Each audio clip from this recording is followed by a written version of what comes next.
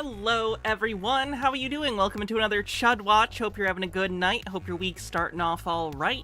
We have some Chuds to look at today, from John Doyle to Tim Pool and plenty more, so it should be a good one.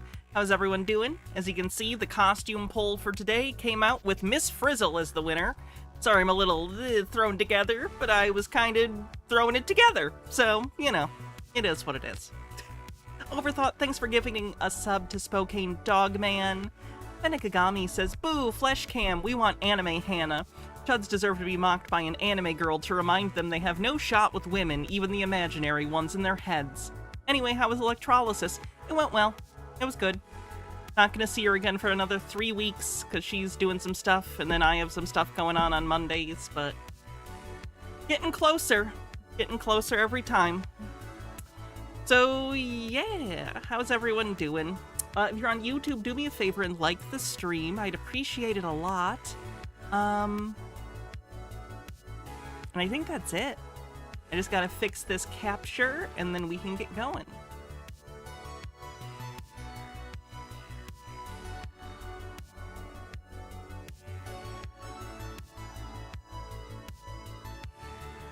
Where is window capture?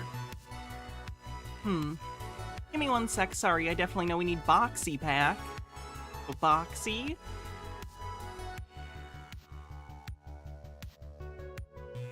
Huh. Weird, did something happen to the window capture? Bizarre. What if I do this? No, that's wrong. That's the wrong one. Yeah, the John Doyle thing today is going to be interesting. It's an interview that he did on someone else's channel. Try this. No, because that's video capture. Video capture.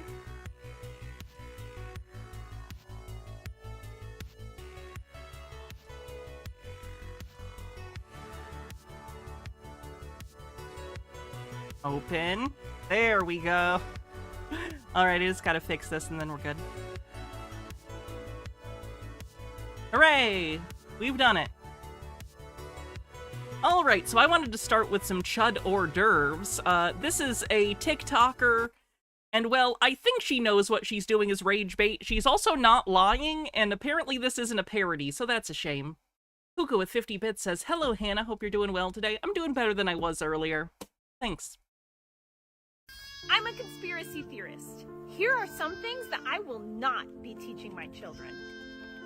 That the Olympics is just about sports and athletes. We will watch the opening ceremonies and then have a lesson on brainwashing.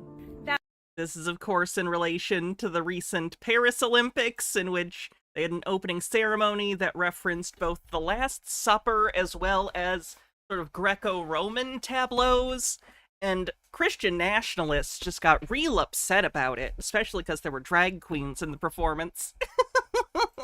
That viruses exist. We will be discussing the terrain theory instead. I'm not even familiar with terrain theory. What in the world is this I was gonna say antiviral. That's already a word for something else. Doesn't believe in viruses. That's a fun one. That raw milk is dangerous to drink, but something like Fruit Loops is okay to have for breakfast. I will teach them the truth about health. Ew. That they need to go into debt to get a college degree. Student loans are a scam. If you're a conspiracy... I agree. College should be paid for by the state because it benefits society and the economy. Theorists like us, make sure to follow along. This is a homesteading channel. Shape take when you It's basically full of entirely right-wing culture war bullshit. Warning! You need to hear this. In I one bet. of my hands, I am holding an item that, according to the FDA, has been a cause of multiple E. coli, Listeria, and Salmonella outbreaks in the past 5 years. In some of these outbreaks, people have even lost their lives and many have fallen ill. In my other hand, I have raw milk. Ma'am, raw milk will get you very ill. What are you talking about? I don't understand. Raw milk is not as widespread as lettuce, and it isn't sold in stores. Ergo, any issues people have are going to be individualistic and not widespread consumer issues. Pedagami says, actually, its supper scene was just a Dionysian feast that's tradition in Athens. If Chuds bothered to learn about European culture, they wouldn't assume everything is about Christianity. Baja says the FDA doesn't track raw milk sales because it's illegal to sell in most places. Yeah. Yep. Alright, so we got a couple of those I ever saved. I'm interested in seeing more of that in the future, but for now, let's go ahead and move on. I did want to show this. This is a January 6th museum by people who are, like, in favor of January 6th. It's also a gift shop. I think it's primarily a gift shop, but they have some stuff from January 6th. I know I had him. Yep, got him. And the people filming this are also pro-January 6th, and they're going because they want to visit the museum unironically. They're in my pocket. This is for video evidence. I have the keys to the car. Okay, they're going in my pocket. Okay. That's the flag. And that's Miss Jamie. Oh, And this is Miss Jamie walking up to, uniform. yes, the American First Media Campus. I'm not sure if they have any of the stolen items. That's why I wanted to see this, to see what they do have. Trey says, Louis Pasteur did not enable the Napoleonic Wars for this bullshit. America First Warehouse. This is Joe the Box's place. I imagine there's a long explanation behind that, Trey. Oh, guys. Was safer milk allowing for higher populations because better nutrition and therefore expansionism? I don't know. I'm just trying to connect dots here. You'll have to explain that one to me. Peace out. What's the big flag? I thought it kind of looked like a Gadsden flag, but it's not, but it's got a similar vibe, so I guess I thought it was a libertarian thing. Take note, on the door in there, they have one of the Punisher skulls with Donald Trump's hairdo on it, which is an insult to the Punisher in a variety of ways. Oh, it's Flag. flag. There you go. Flag. You're Oh, it's short. a January 6th flag. I think it's signed, too, which means it's probably signed by January 6th felons. GamerG says, I know we talked about jingling keys as a tactic for Republican voters, but I didn't expect them to actually jingle keys in this video. Freyline says, under history, and scroll down. Okay. We'll look. H-Baird says, wait, Joe the Box? Does this mean that Boxy has a trumpet uncle who was at January 6th? We all have that one uncle, you know? Mr. Duck Sauce says, jingle jangle. Let's see, where was history? Germ theory denialism is as old as germ theory itself, beginning with the rivalry of Pasteur and Béchamp. Pasteur's work in preventing beverage contamination led him to discover that it was due to microorganisms, and led him to become the first scientist to prove the validity of the theory and to popularize it in Europe. Before him, scientists such as Girolamo Francastoro had the idea that formites could harbor the seeds of contagion, and Agostino Bassi, who discovered that the muscardine disease of silkworm was caused by a fungus that was named Beauveria bassania. Frederick Hengel, Hennel, who developed the concept of contagium victim and contagium animadium,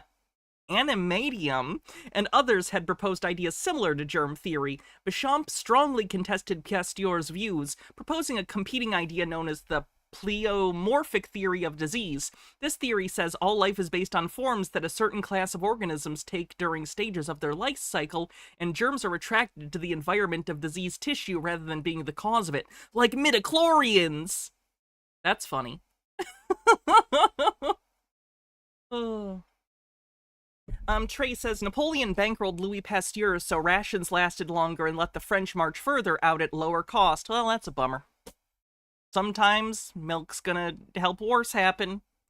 Hello, Artifact Armory. Thanks for a $2 super chat. Says, hi, Hannah. Really enjoy your show. Thank you. Thank you for watching it. I'm glad you enjoy it. If everyone could on YouTube like the stream, I'd appreciate it. Just click the little button. Boop. Flag. Short. Oh. Classy. Did he say to come down here? Oh, I'm just walking. We're just walking. Good evening. He How may you be doing? up front where they have the tent. I don't know if he's somewhere. There's Oh somebody my! It's the tackiest room in America. Holy shit. It's like Steve Rogers exploded in here, and also a fascist.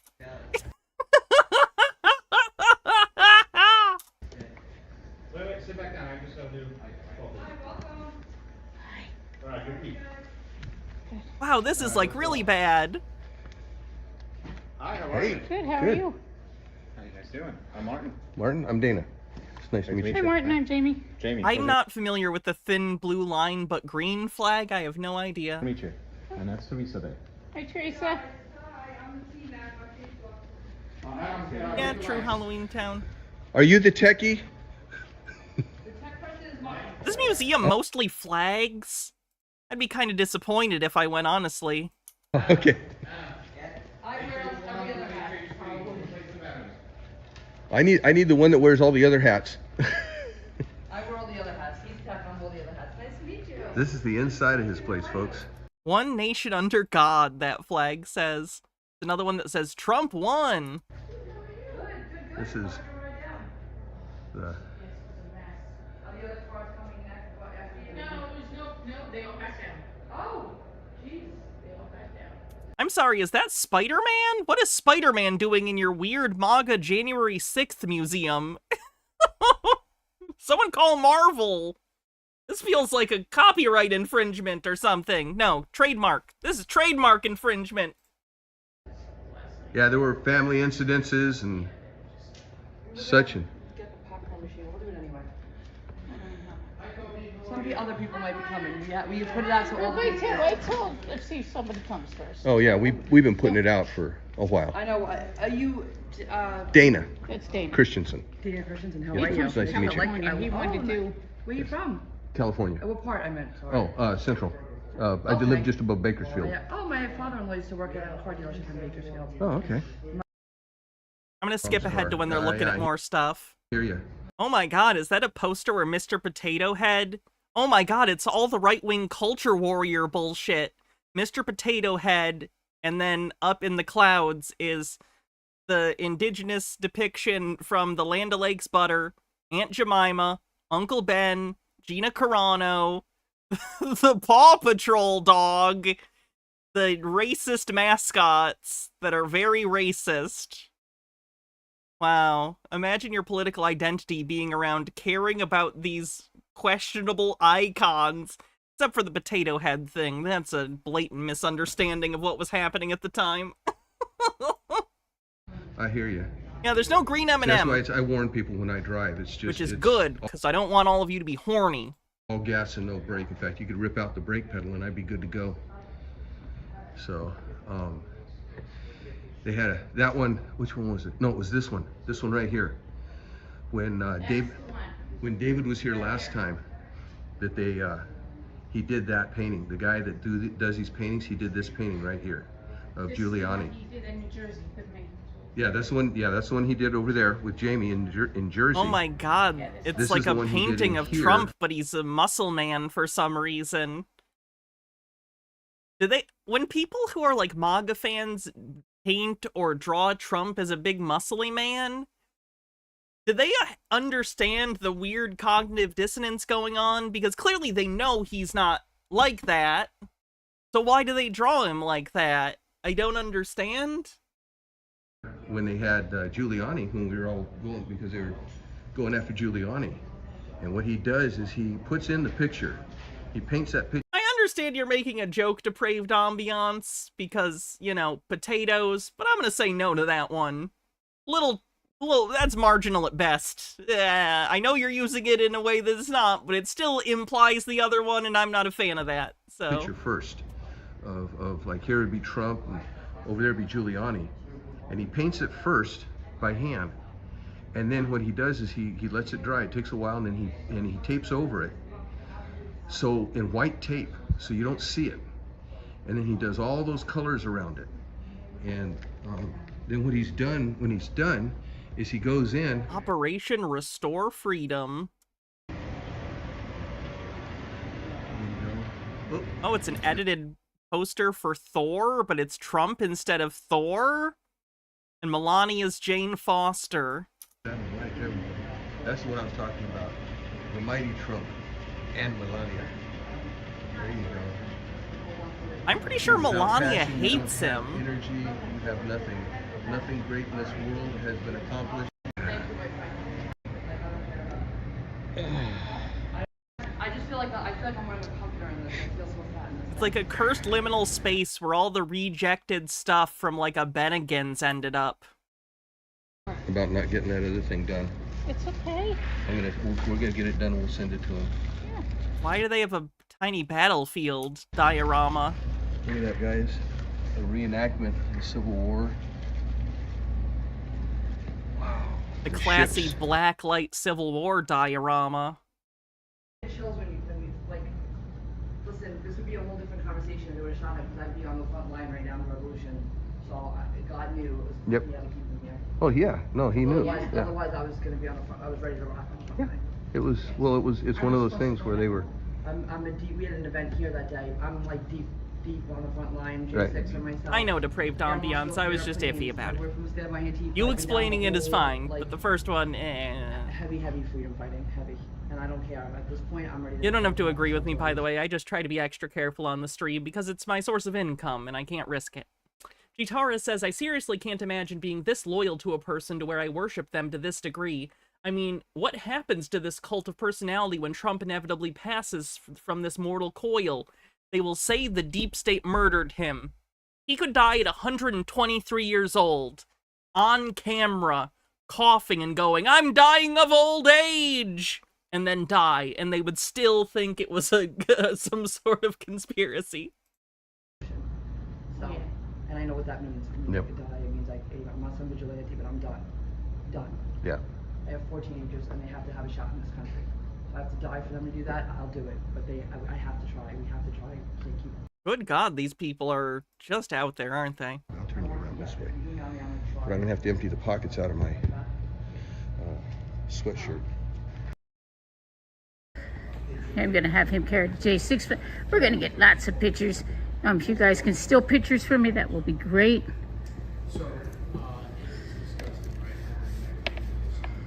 So it's like a She's an museum slash venue?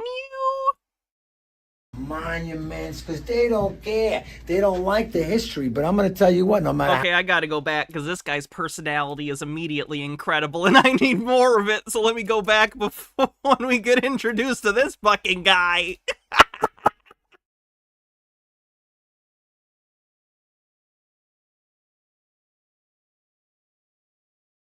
You do those private conversations, right? Oh my god, it's Rudy Giuliani, General Flynn, and Trump, and they're all Nuke. Marvel comic character. Be off mic then. Where does New Jersey Man show up? I need him Probably worth as about inspiration for a $60 D&D character. and it's beautifully captured by Scott Lebedo with the flag in Lebedo's distress like and the best. owned by the Chinese government. This is Scott Lebedo's rendition of Joe Bribin, the lying, crooked guy that should have never been in there. Here's another excellent piece of artwork from Lena Rusiev. She's a Russian.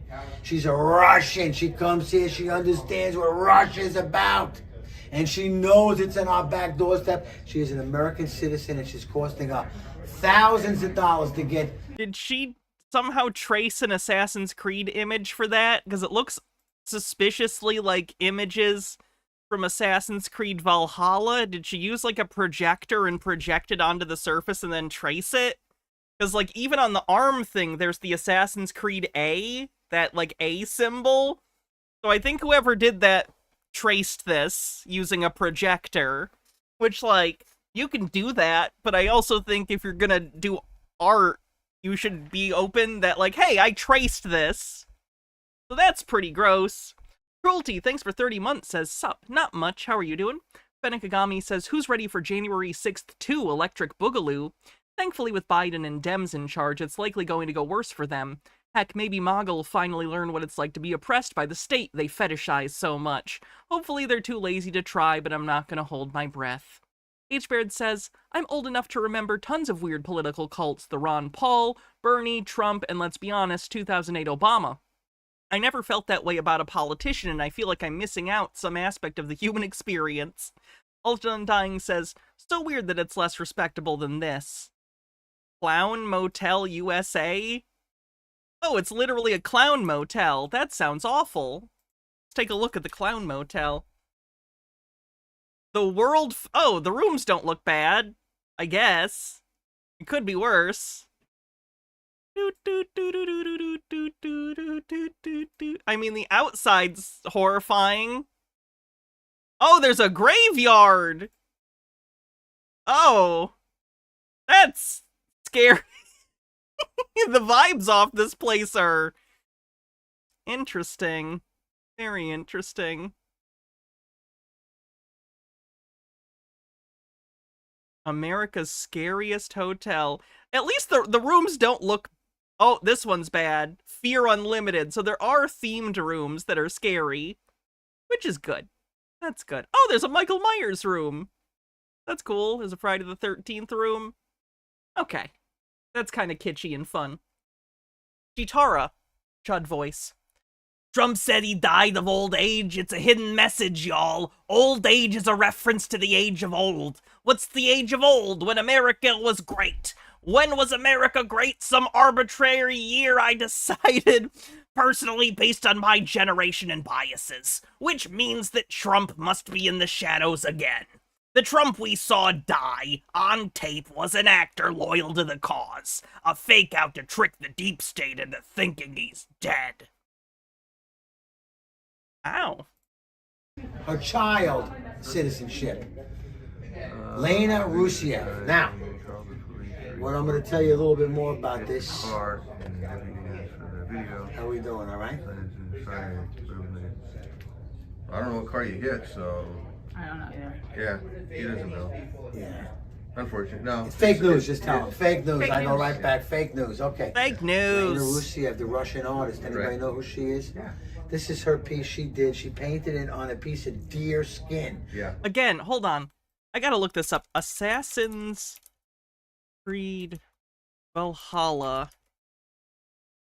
I'm telling you, there's like literally a piece of promotional artwork or something with that exact pose that she like copied. Because I've played this game, and I know it's just general Viking aesthetic, but I think they literally took an image that was a promotional image and did something with it. Up like this with a shield. Oh my god, is it this one? Did they just flip it and make it Trump's face, but it's the lady Viking, a shield, or whatever her fucking name was? Did we do it? I did it! This bitch traced this Assassin's Creed art, which is of a woman, by the way. This is of the female protagonist, and just put Trump's fucking face on it. Look it! Ah! Ah! The shield even has the thing on it! It's just... She mirrored it with a projector! I called that shit so hard! These lazy fucks! These lazy plagiarist pieces of shit! Look at this! Look at it! I did it. We did it. We did it. Oh, there it is, flipped the other direction. It's literally the same image! Am I a journalist now? Which she hunted with a crossbow, tracked them down, killed it, skinned it, ate it, and then did the artwork on it. She's a badass Russian. That's beautiful. What can I say? That's awesome. Oh, stay with me. We'll go this way. Turn around. I showed you Donald Blinn. Hey, stop the steal. You know how I feel about that, right? I think it's Yes. such garbage. Look at Yes. these great. This is also Lena's work. Lena did this. This is the original. Oh, H. Baird says, if Harris picks Mark Kelly as VP, the fact that he has an identical twin brother will be a huge new source of conspiracy theories. Oh, yeah, it will. One, and now Trump uses this for Truth Social, Yes. right? Yeah, it's Yeah. good. He's that. So when any Wait, who died? Someone sent a link. Waiting for it to load. one for me, like Jeff, Oh, of course, Rudy. this person, yeah. But I put a stake through her heart and garlic round her neck to make sure she never come back. That's a pretty horrible thing to say when her funeral's going on right now. Too bad, too bad. Phyllis Filler, everyone hated that. These pricks can't make new art if they were trapped in a room with a blank walls and finger paints. Giuliani came Yeah, I heard about the Lou Dobbs thing. Mostly because of Frank's speech. His show was on Frank's speech and they did like a memorial video. signed it. Outside I have Cash Patel and I have Tom Holman. Right. Two friends. This is another great artist from Bolivia. His name is David Benangas. He's an international known artist. He paints just about everything. It's always live painting. You can see how he brings out the three-dimensional look by blobbing the paint. It's art as it is. This one he came in during the election in 2020. That's supposed to be James Dean? Which was stolen to us that night, if you remember. Yep. We were so excited. Overnight, He yep. did this self-portrait of me on my motorcycle. Not a self-portrait if someone else does it. And also, that's Trump. Ah. Story, we get it to Okay, I'm live. going up forward. I don't want to spend the whole And- stream on this weirdness. Phenomenal artist that she is. She takes the hero of the month or whoever inspires her and The creates hero of the month. the cover of a magazine called the 1776. Nice. And along her way, she did this one over here. No, who's Right that? here, the America First warehouses show the box and the First Lady, Tony, sometimes known as Melania. Melania. To me, don't tell anybody. I didn't say that. Here's all my friends that came to the place. They had their books. Was it Kellyanne Conway came? She saw everybody signed these books. Thanking. Yes. It's not, you say it's statutory, but I say it's mandatory, Kid Rock. That Kid Rock? The Kid Rock who did a song about statutory rape and how it's awesome? He's an asshole. Joda Box and the America First Warehouse because we shared their story. We get it to live stream. We get it to Real America Voice. We share their reports. Rudy signed the laptop for me, The Whole Truth and Nothing But the Truth. He did. It's in the movie Osmosis Jones. So pull out your copy of Osmosis Jones and watch the scene where they're in the club in the Zit and Kid Rock makes a cameo rapping that song. It's a pretty good one. Frank Gaffney was just in here recently. Sid Rosenberg. Wow, he has Terrence K. Williams' book, The Failed MAGA Comedian Dude. There's Aaron, the Gulag. We sell that Yep, book too we over sell, here. yep. Oh, All I of that bet you money do. goes right to the J6s. Yep. Not like you got tons and tons of money, but job. because nobody has money anymore. The only Kid Rock song you liked was the one he sampled, Sweet Home Alabama. See, I don't like that, because I already had an issue where I'd have to be like, wait, is this Sweet Home Alabama or Werewolves of London? And then they threw in a third one into the mix, and now I'm way too confused when any of those songs come on the radio. I'm always hoping it's Werewolves of London, but outside of October, it rarely is. It should go through my office. It has to go through the doors wide. What's money? It's not going to be easy to get through. Huh? Money's money for Jason. This is the Department of Deep Thought. They're getting ready to operate in here. And as you can see, they run under the guidance of Donald J. Trump. Yes. He likes to oversee everything. Here he is. Boom. Department of Deep Thought. A lot of thinking goes in there. This is the green room, and it's also a room for... Did you know that you could listen to Monster Mash any day of the year? Not just in October. It's not illegal. No one can stop you. For the Democratic War Room. And this lights up nice too. You see what the Democrats will do to their cities? They're going to destroy them. They're going to write on them and paint on them. They're going to take down our monuments because they don't care. They don't like the history. But I'm going to tell you what, no matter how bad they are as people, because they are evil, our American Marines will protect them. Our American Marines are going to protect them. My father's a Marine. My brother's son a Marine. You know what makes these guys Marines? They're badasses. Now, I wasn't a Marine. I'm a son of a Marine. My dad is a Marine. He's a badass. You know what that makes me? A pussy. Thank you, Jamie. Thank you.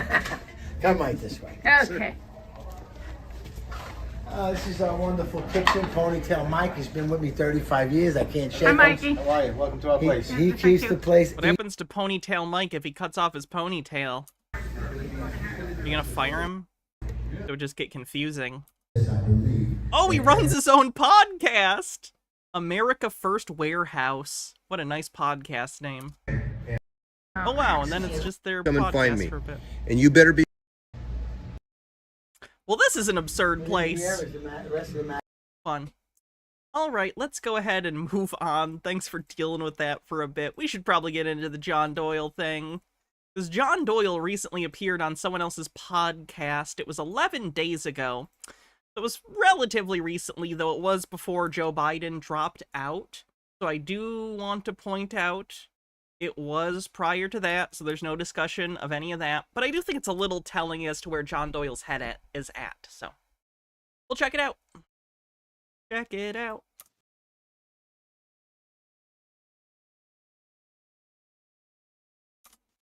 All right, John Doyle, welcome to the Jay Burden Show. How you doing, man? I'm doing very well. Thank you for having me. Yeah, I'm glad to be speaking to you. You and I spent a good amount of time together at the OGC conference. It was a pleasure meeting you. Likewise, I'm starting to recognize your voice a little bit more. I think that we had an interesting conversation on the way over there, didn't we? Oh, 100%. We had several. Yeah, I was the guy who picked you up in the car, by the way. Yeah, because there's so many AVIs that I'm like trying to match to names and voices and everything in the aftermath from the conference. And so Benigami says, the only thing that brings me mild comfort amongst the horror of a large swath of the population deciding reality is optional is that even normies are losing patience with them and are increasingly becoming less likely to coddle these people. Yeah, the line of attack, I think we've all kind of decided at this point, the rhetoric to use against this for normies is, aren't these people fucking weird? These people are so weird and creepy. Don't you just want to not be weird? Again, I think it's more nuanced than that, but that seems to be the messaging we're going for right now, so I would suggest you use it on normies. I thought that you were actually a different Twitter account. And now I'm hearing this, and I'm recalling my my experience in the shuttle over with you. Yeah, nothing but good times. Well, I'll put it this way: it would not be the first time. There are multiple people who I have met, knew as separate individuals on Twitter, and then did not realize it was the same person. Like probably the most prominent one to hand is Andrew Isker. I knew that guy. I was like, I like that guy. Didn't know he was on Twitter, and then set up a voice call with 8th Century Wood Chipper, and then he hops on the line, and I'm like, oh, wait a minute. Okay, move on. Get to be a young conservative voice on the internet.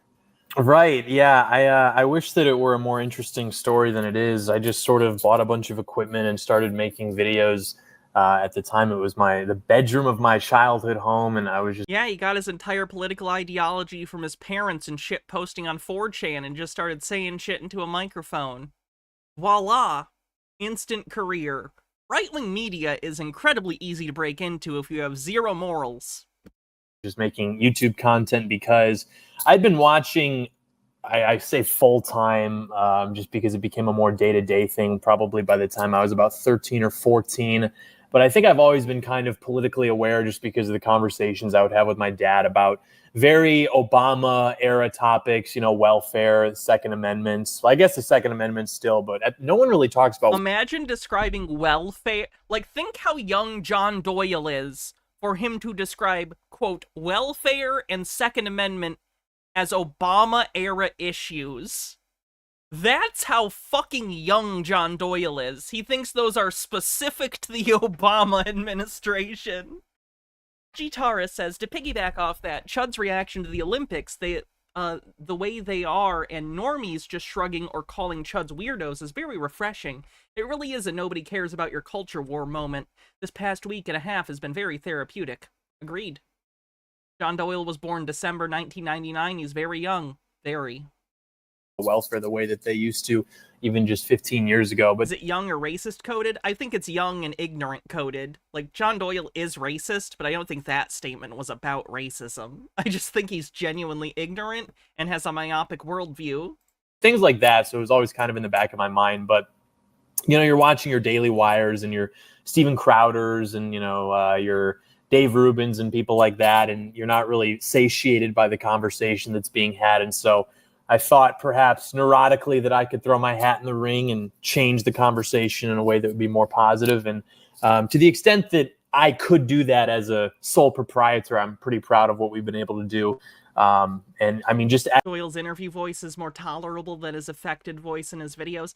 Yeah, in his videos, he has kind of an energy that he's putting on because he's trying to be a character, be above it all, Gen Z meme master. And it's incredibly obnoxious, but it's his brand, so as the conversation is shifting. Everything's, hidden behind 12 layers of irony. Incredibly frustrating.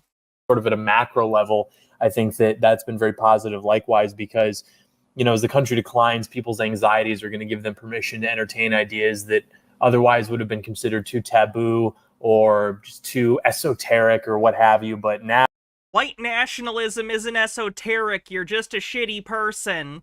Fun fact. I also find it interesting that he is openly admitting to saying that people's material conditions getting worse make them more open to fascist ideologies, and he is open about intentionally using that as a wedge to try and get people into his far-right, white nationalist beliefs.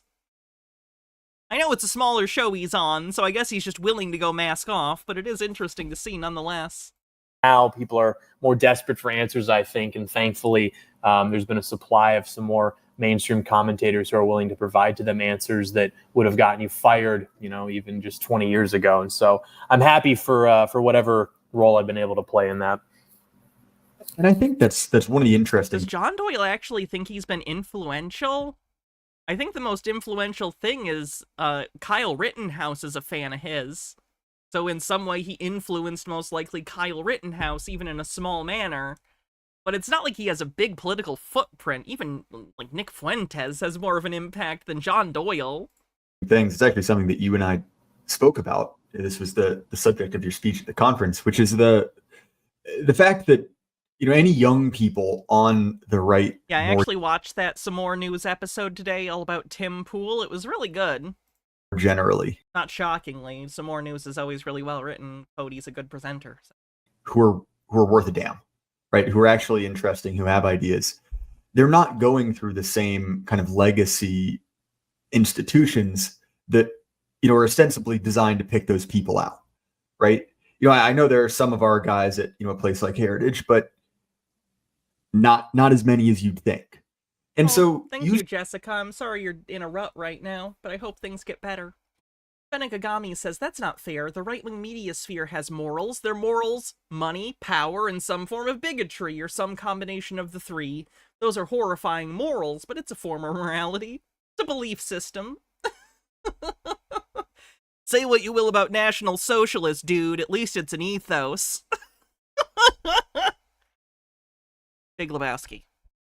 You spoke about the difference between, kind of people on the more radical side of things and people in kind of legacy Republican institutions.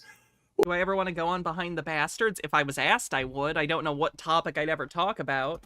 Well, John Doyle, I guess. Or some of the weirdos I watch. If any of them were covering someone like this and they asked me, yeah, I love Behind the Bastards, but they don't know who I am. No one knows who I am, so... What do you think that difference is, and how do you think that sort of projects into the future? They're just fundamentally unserious people. The way that I sort of view college actually is perfectly compatible with how I now view the types of people staffing these institutions, largely. You do have a minority of very intelligent, capable guys who just, by the grace of God, ended up in these places or what have you. But I always thought that college was kind of interesting as a mass institution, sort of the high school to college pipeline, because it's like you've got kids. The high school to college pipeline? The elementary to middle school pipeline. The middle school to high school pipeline. Who have no interest. The kindergarten to elementary school pipeline.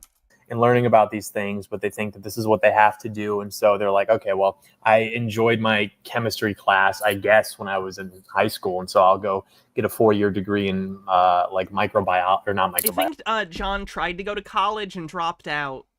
I don't know the specifics of it, but that's my understanding, is he went into college and ended up dropping out. I don't know. I'm not a scientist. I'm a political autist, but something like that. And it's sort of like the same thing that you see with kids who are now becoming more involved in politics at a professional level, where they have this interest in politics. And so it sort of flows naturally that they'll go work for some think tank or for some NGO. But ultimately, what is the sort of raison d'etre for them is not moving the ball down the field, not actually making the world closer to what they would like it to be. 4chan speak just oozes out of his fucking mouth. It's ridiculous. I don't even think he knows how weird it sounds to normies or even people like us who might be aware of the lingo but understand it's like very niche and silly. Embarrassing. Let's call it embarrassing. It's more of just like a status thing and a money thing, and I mean they really do get off He did to say it. that, Wampa. The idea of like living I'm in gonna deny your DC. thing because I don't want that typed, but yes, he did say that. Benekagami says, it's so funny listening to idiots pretend to be smart. It's so revealing. I don't even want to call them idiots. I think that's unhelpful generally to call people just dumb or idiots. It's a thought-stopping mechanism where you no longer have to actually consider their viewpoints. I do, however, think that they are coming from a very specific point of view that does not comport with reality and instead is more based upon their personal anxieties and bigotry. So and being, you know, a part of what's going on, and they get to rub shoulders with people who they think are important, and this makes them feel better about themselves, and they go report back to Thanksgiving dinner. But they're just fundamentally like not true believers. They're not I serious. like that he's just making up people in his head too to be mad at. Like, don't get me wrong, I'm sure the person he's talking about exists, but I would imagine most people who go and try and get work in Washington, D.C. as like a staffer or something, at minimum have some care for the political positions that they're taking and getting behind.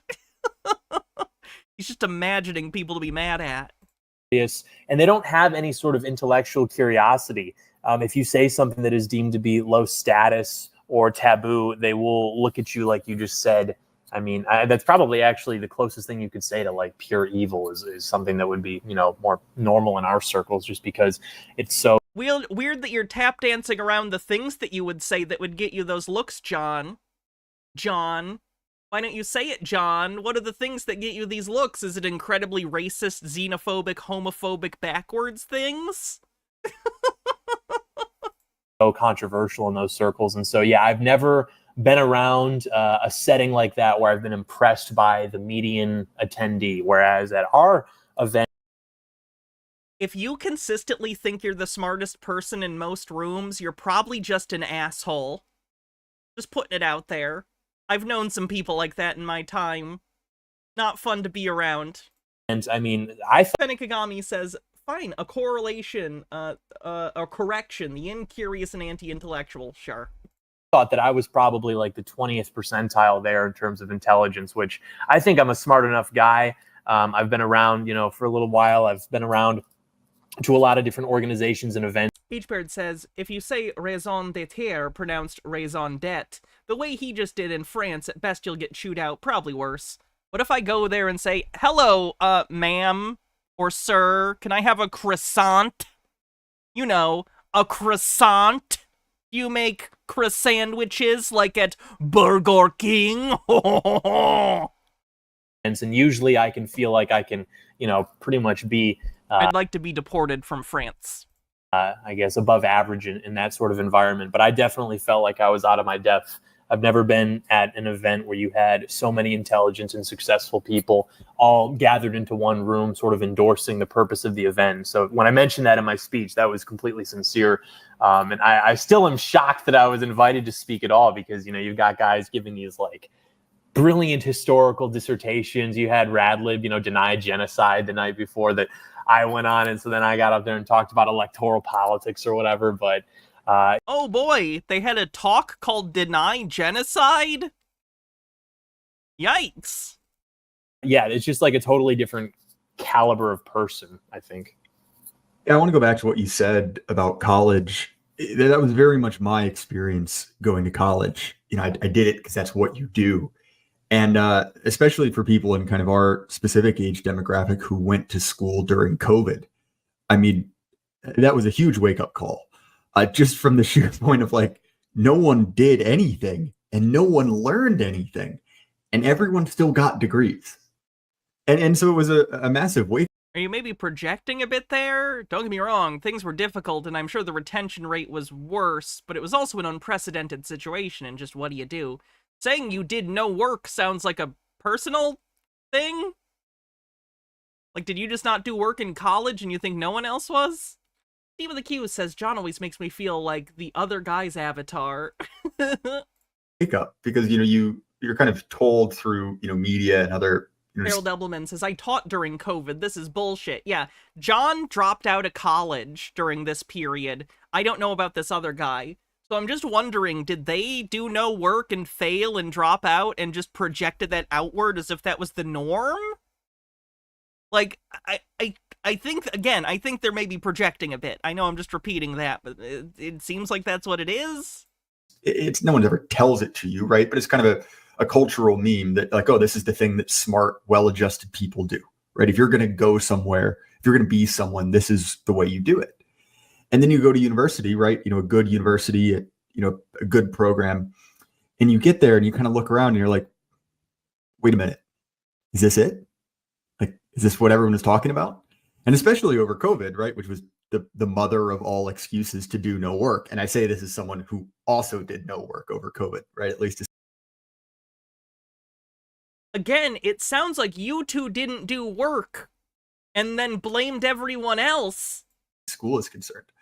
I think that it was incredibly revealing, right? And so to take this back, I think it's probably revealing to your character that in a less structured environment, you were incapable of getting things done. But blaming COVID for that in its entirety is specious at best. To a political dimension, I think one of the things that's been kind of fascinating to watch, and, you know, I'm not the biggest MAGA guy in the world, but to see the kind of traditional Republican institutions react to Donald Trump and kind of his following, because it revealed something very clear, which is that the Republican Party had no intention of winning, right? They were effectively a political organization for kind of second sons, right? The B team of politics to make some money, right? To get some kind of social advancement. It was never a real political force. And, you know, it's kind of fascinating to see the people who are attracted to those kind of career opportunities. Yeah, I completely agree. And, you know, what you're describing reminds me of the way that a lot of people from the dustbin of the conservative movement will write about how Bill Buckley treated them so that he could keep going to these, you know, cocktail parties and rub shoulders with these kinds of people. He with Goblins with 100 bits says, I taught online undergraduate class during COVID. People learned. It was hard, but I managed to teach my first year about Foucauldian dynamics of self-surveillance in the discipline through a goddamn Zoom screen. My students struggled, but they worked hard and got through. These two were just projecting their own inability to adapt. And so that's actually something that was very... Oh yeah, they think they're incredibly smart. Awakening to me is you kind of come up and you think that it is this really like ideological. Don't confuse being verbose and having things to say with being smart. I can talk, but I'm not smart. Same thing with these people. Just because people know words good don't mean their words are good. Logical thing that you'll be canceled for on the right. Did I see the mayor of Mesa, Arizona endorsed Kamala? I did see that. Because you're saying something that these people are like starkly opposed to. But I found not only in my study of the history of the movement, but also just my own experience seeing that it is much less about the ideological differences and it's much more about if you threaten their sense of status and sense of importance. And maybe like the left, which allows them to exist as this sort of de facto controlled opposition, does have that ideological problem with you. But in terms of the people on the right, actually, I think it tends I do think I'm smarter than John. I think most people are smarter than John. Be much more that they just feel personally threatened by you because you're going to say something that is serious, that wants to win, and that is going to make them obsolete. Or, you know, you are saying things that they feel are threatening to their existence at all. Like you come into their publication and you say something like maybe at the time it would have been like, hey, I think maybe we shouldn't flood the country with immigrants. And they would say, no, you can't say that. And then they would fire you. I mean, this was happening even in the 2010s. And so I miss that era. Yeah, I think you're absolutely right. Like seeing... Make people ashamed to be dog shit again. A little wordy. Probably won't fit on a hat. Maybe a shirt? Going to college, it's not that we're anti-college. It's more that we're anti the democratization of it because it doesn't actually... You know, education is not actually an instrument to improve the human condition in the way that people think it is. I mean, it just... John Doyle thinks that education doesn't improve the human condition. One of the most backward statements I've ever heard someone make about education. Education is one of the things that most has return on investment in terms of, like, enriching your life and being good for not only the individual, but society as a whole. And he's just anti that. I don't know if it's because he failed out, because he couldn't do it, so he's like, I didn't fail, this isn't worth it anyway. Kind of feels like a, I wasn't fired, I quit type situation. That's speculative. Gitara says, as someone who was earning my fine arts and history degree during the height of the pandemic, these guys are definitely projecting. Like, I had to do studio quality work without access to a studio because everything was shut down. I also had a show that was going to take place in New York, and it was shut down because New York became ground zero for pandemic in the US. Yeah, there's something. And Fenigami says, look, speaking as someone who went to college, gates the debt, and still hates the debt, I'm assuming, and still can't use my degree, I hate these people who keep saying college is a waste of time. It's a waste only if you refuse to learn. The problem is them. A lot of college work is optional, but meant to help you learn. These stances on education is why people don't see Jordan B. Peterson for the grifter he obviously is. I think after the coma, more people recognize it, but... just dumbs down the value of the education, not only economically, but I would even say that that's in itself irrelevant. I mean, I think there is something to be said about education for that in itself, but even the quality of that has been completely watered down. And it's just like not even the same thing as when my parents were going to college, maybe even some of my older siblings. How would you know? You weren't alive. You're speculating based off what? Vibes? Vibes-based ideas about what the past was like? That's very right-wing of you. And I think that speaks to a consistent problem we have in the conservative movement. And I don't just mean Republicans, right? I mean, H. Baird says maybe John will understand the importance of education if he hears it from a Republican. Probably not. He doesn't have a lot of respect for any particular Republicans. He's very right-wing.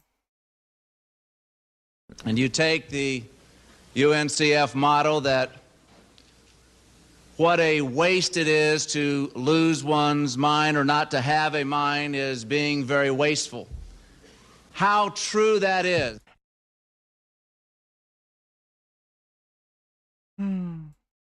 See this all the time in church figures. Yeah, I think John considers anyone who isn't an outright fascist or ethno-nationalist or a Catholic nationalist, he considers them rhinos. People involved in kind of Christian education, any of those kind of broadly right-aligned institutions, is that for people of a certain age, their sort of prestige hierarchy, right, what they consider to be, good and right action, is controlled by their enemies, right? And the problem is, if you let your enemies define for you, what your end state, what winning is, you have, oh, damn it, I forgot YouTube is not allowing me to say that word anymore. You're screwed. I'll edit that out. And you've seen this over and over again. Check out this guy. He's afraid to say the fuck word. I thought these were supposed to be the edgy, young, right-wing, the new right. Oh, YouTube won't let me say the fuck word. Let me put a cartoon bonk sound effect over it. Very edgy, guys. Generally, just conservative types. Look, like, I'm not big into interdenominational Christian drama, but I have at least kind of realized that there's a giant... Green guy with a $5 tip says, Hannah, people complaining about society while reaping its benefits. People complain about education while using technology that requires it to exist. Oh yeah, people are hypocrites. It's really unfortunate. Problem going... We are a quarter of the way to the third costume month, by the way, with over half of the second costume month already done. On in the Southern Baptist Convention. And of course, if we get another costume month, I will buy another costume as voted on by all of you. What the muffin? Thanks for following. Where effectively there's a group of people there trying to quote unquote modernize, right? Trying to have, female pastors, trying to soften on homosexuality. It's very unpopular with their base. If their base was enough to sustain them as a sect, then they wouldn't be changing. Their base is dying out. So they need to court new believers, court new people into the sect. Otherwise, it's going to die out. Do you not get that? Do you not get that those ideas are unpopular broadly? But homophobia and sexism. For these kind of professionally educated pastors, right? Maybe they didn't go to seminary, but they're intellectual types. They crave the approval of NPR, right? They don't want to go. Or they're aware of demographic changes forcing them to have to change their official stances if they want to keep the doors of their churches open. Go to a gross church where chuds go. They want to be prestigious. No one wants to go anywhere chuds go. Actually saw a similar thing with certain Catholic priests in the Northeast, right? There's this whole kind of cast of people who remember when, if they were a priest in Princeton, that the entire faculty would be coming there for mass every Sunday. And they want that back. They want to have that kind of social prestige, but they can't do that and stay what they are. And so you have to ultimately make a decision, right? Which is, am I first? Damn, imagine changing your mind upon getting new information. And foremost, a rightist, a Christian, take your pick of identifiers, or am I someone who wants social prestige? And I think that when I look at younger people, people our age, for instance, one of the advantages is that many of those traditional paths towards prestige are just not open to us to begin with, right? You and I couldn't really work in the Biden admin, even if we really, really wanted to, right? Yeah, your shit posters. Yep, you ruined your own reputations. It happens. Good job. Not a trophy. It's not a label to wear with pride. Just sucks. Profane Priestess says, so I got my first degree through online coursework due to a combination of COVID and my dad's ongoing cancer treatment. There's a ton of work to do if you're if you're in a decent only program. I assume that was an autocorrect. I'll use my history courses as an example. Each subject unit would last a few weeks. During the first week, I had to watch my professor lectures on the subject and submit a summary in my words to prove I had internalized it. The second week, she provided primary and secondary sources for a paper. There's a second part of that coming. We have to do some uncomfortable and perhaps compromising things to even get a chance at it. And I think that what you're seeing is... By uncompromising things, they mean interacting with minorities. Capable. Wait, I have to not say racial slurs? I can't do that, they say. Competent people are basically being forced to find other options. And when you have, a section of the internet that has real discourse, right? Like there are fun conversations being had here. You can throw ideas around. Fun discourse, like ethnic cleansing and homophobia and opinions on the day of the rope. Like what kind of rope to use. Hydrate. Can do. I think it's attractive to those type of people. But sorry, I've been talking for quite... It's so interesting how people with really extreme views like this, like far right extreme, really gross, like racist views, have convinced themselves that it's not like a personality problem. They've convinced themselves that they're just too smart for everyone and everyone else is an NPC and just doesn't get it. No, guys, we get it. You're just cringe. This is super embarrassing. You're not some secret dark intelligentsia. You're just assholes on the internet. This isn't cute. This is just gonna get sadder as you get older, too. Like, even when John was younger, when John was, like, doing videos at 18, I gave him more slack. I was like, maybe he'll change, whatever. Nah, this is it. He's bought in. This is his personality now for the rest of his life. Pretty sad. Gitara says, also, these guys need to know that sometimes the demographic changing isn't necessarily always people who are staunch allies for, quote, woke issues, but rather people who just don't give that much of a shit to take a stance against it. A lot of the time, when I've seen someone go, what do you think about gay marriage? A lot of people say, who the fuck cares? I'm trying to afford a house. I think that's most people's opinion. I think most generic people just want to live their fucking life and don't care about other people unless actively they are harming them. It takes a lot of work to get people worked up into these culture war bullshit things. Why the right does it constantly. They keep having to maintain it. The worldview that they're basically manufacturing whole cloth, so they all need to maintain it constantly through things like Fox News and all the other nonsense places like now X or Twitter or whatever, in order to maintain this alternate reality they all live in. quite a long time. John, back to you. No, please. You still think Terrence Popp is 50-something John Doyle? I'll be impressed if Doyle actually ever gets married. Like, I would imagine that when he was younger, Terrence Popp wasn't as blatant as he was about his sexism. But John's always like this, so, like, I don't know if he'll even get the chance to become a divorced guy.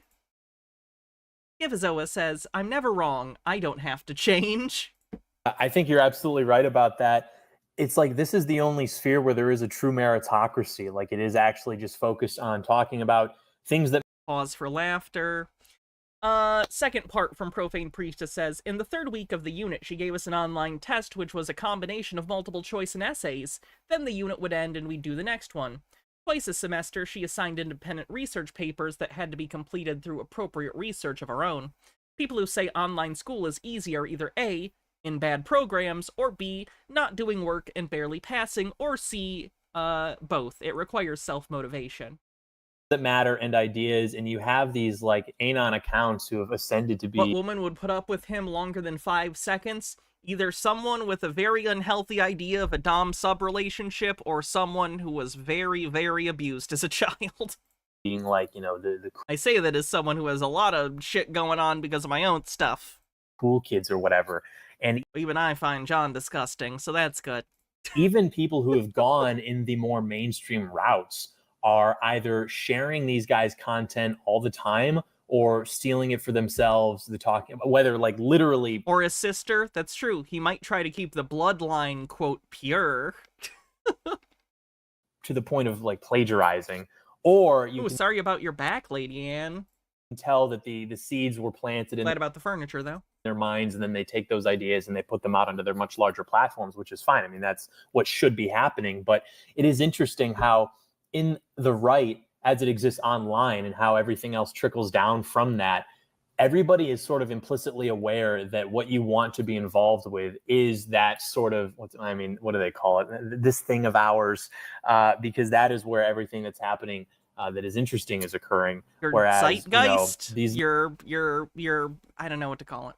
Moira Soma, thanks for gifting a sub. More mainstream, almost up to 400 gift subs for the month. Very nice. Type of institutions that might have larger audiences or more clout, so to speak, at different levels. They're not really as attractive to people, I don't think, as they would have been just 5-10 years ago. So, John, one of the interesting things I've noticed in the past 3 years, and it seems like this has changed since the political debate recently, but it seems like there's energy leaking out of the system, right? Politics isn't the main thing in the same way it was really through the Trump era. Obviously, you know, you can see this in the fact... They have such a straight... Again, I know this is because of their age, but they have such an interesting view that to them, the Trump era is the norm. When, like, no, that is not historically how American politics have been. It was not, like, a thing that every day pervaded, like, oh my god, the president's doing something fucking insane. Like, no, historically it's been a thing of, like, oh yeah, that's interesting, keep up on it. But, you know, it wasn't consistently this big culture war issue in the same exact way. Like, I'm glad we're moving away from that, hopefully, as Trump goes away. Fenekagami says, I find it interesting that they don't say what this real discourse and fun conversation are. We've seen how they talk in public. They sound miserable and so uncreative. So do tell, John, what are you not telling us?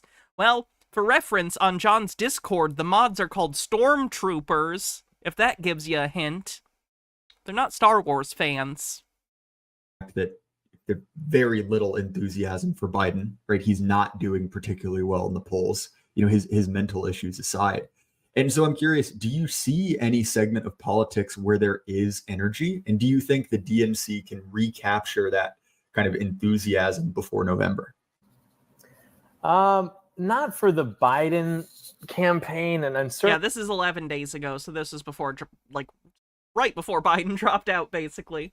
Certainly not for... I'm excited to see what John's response to that is. I kind of hope he's pissed off. Like Kamala Harris. I mean, I think that things will sort of amp up, like, as much as we're, you know, Chud Jack raging because it's not 2016 again. Like, when you start to get closer to election day, I mean, it's going to start to... John's gonna spend the rest of his life chasing the high that he felt in 2016, and he's never gonna achieve it.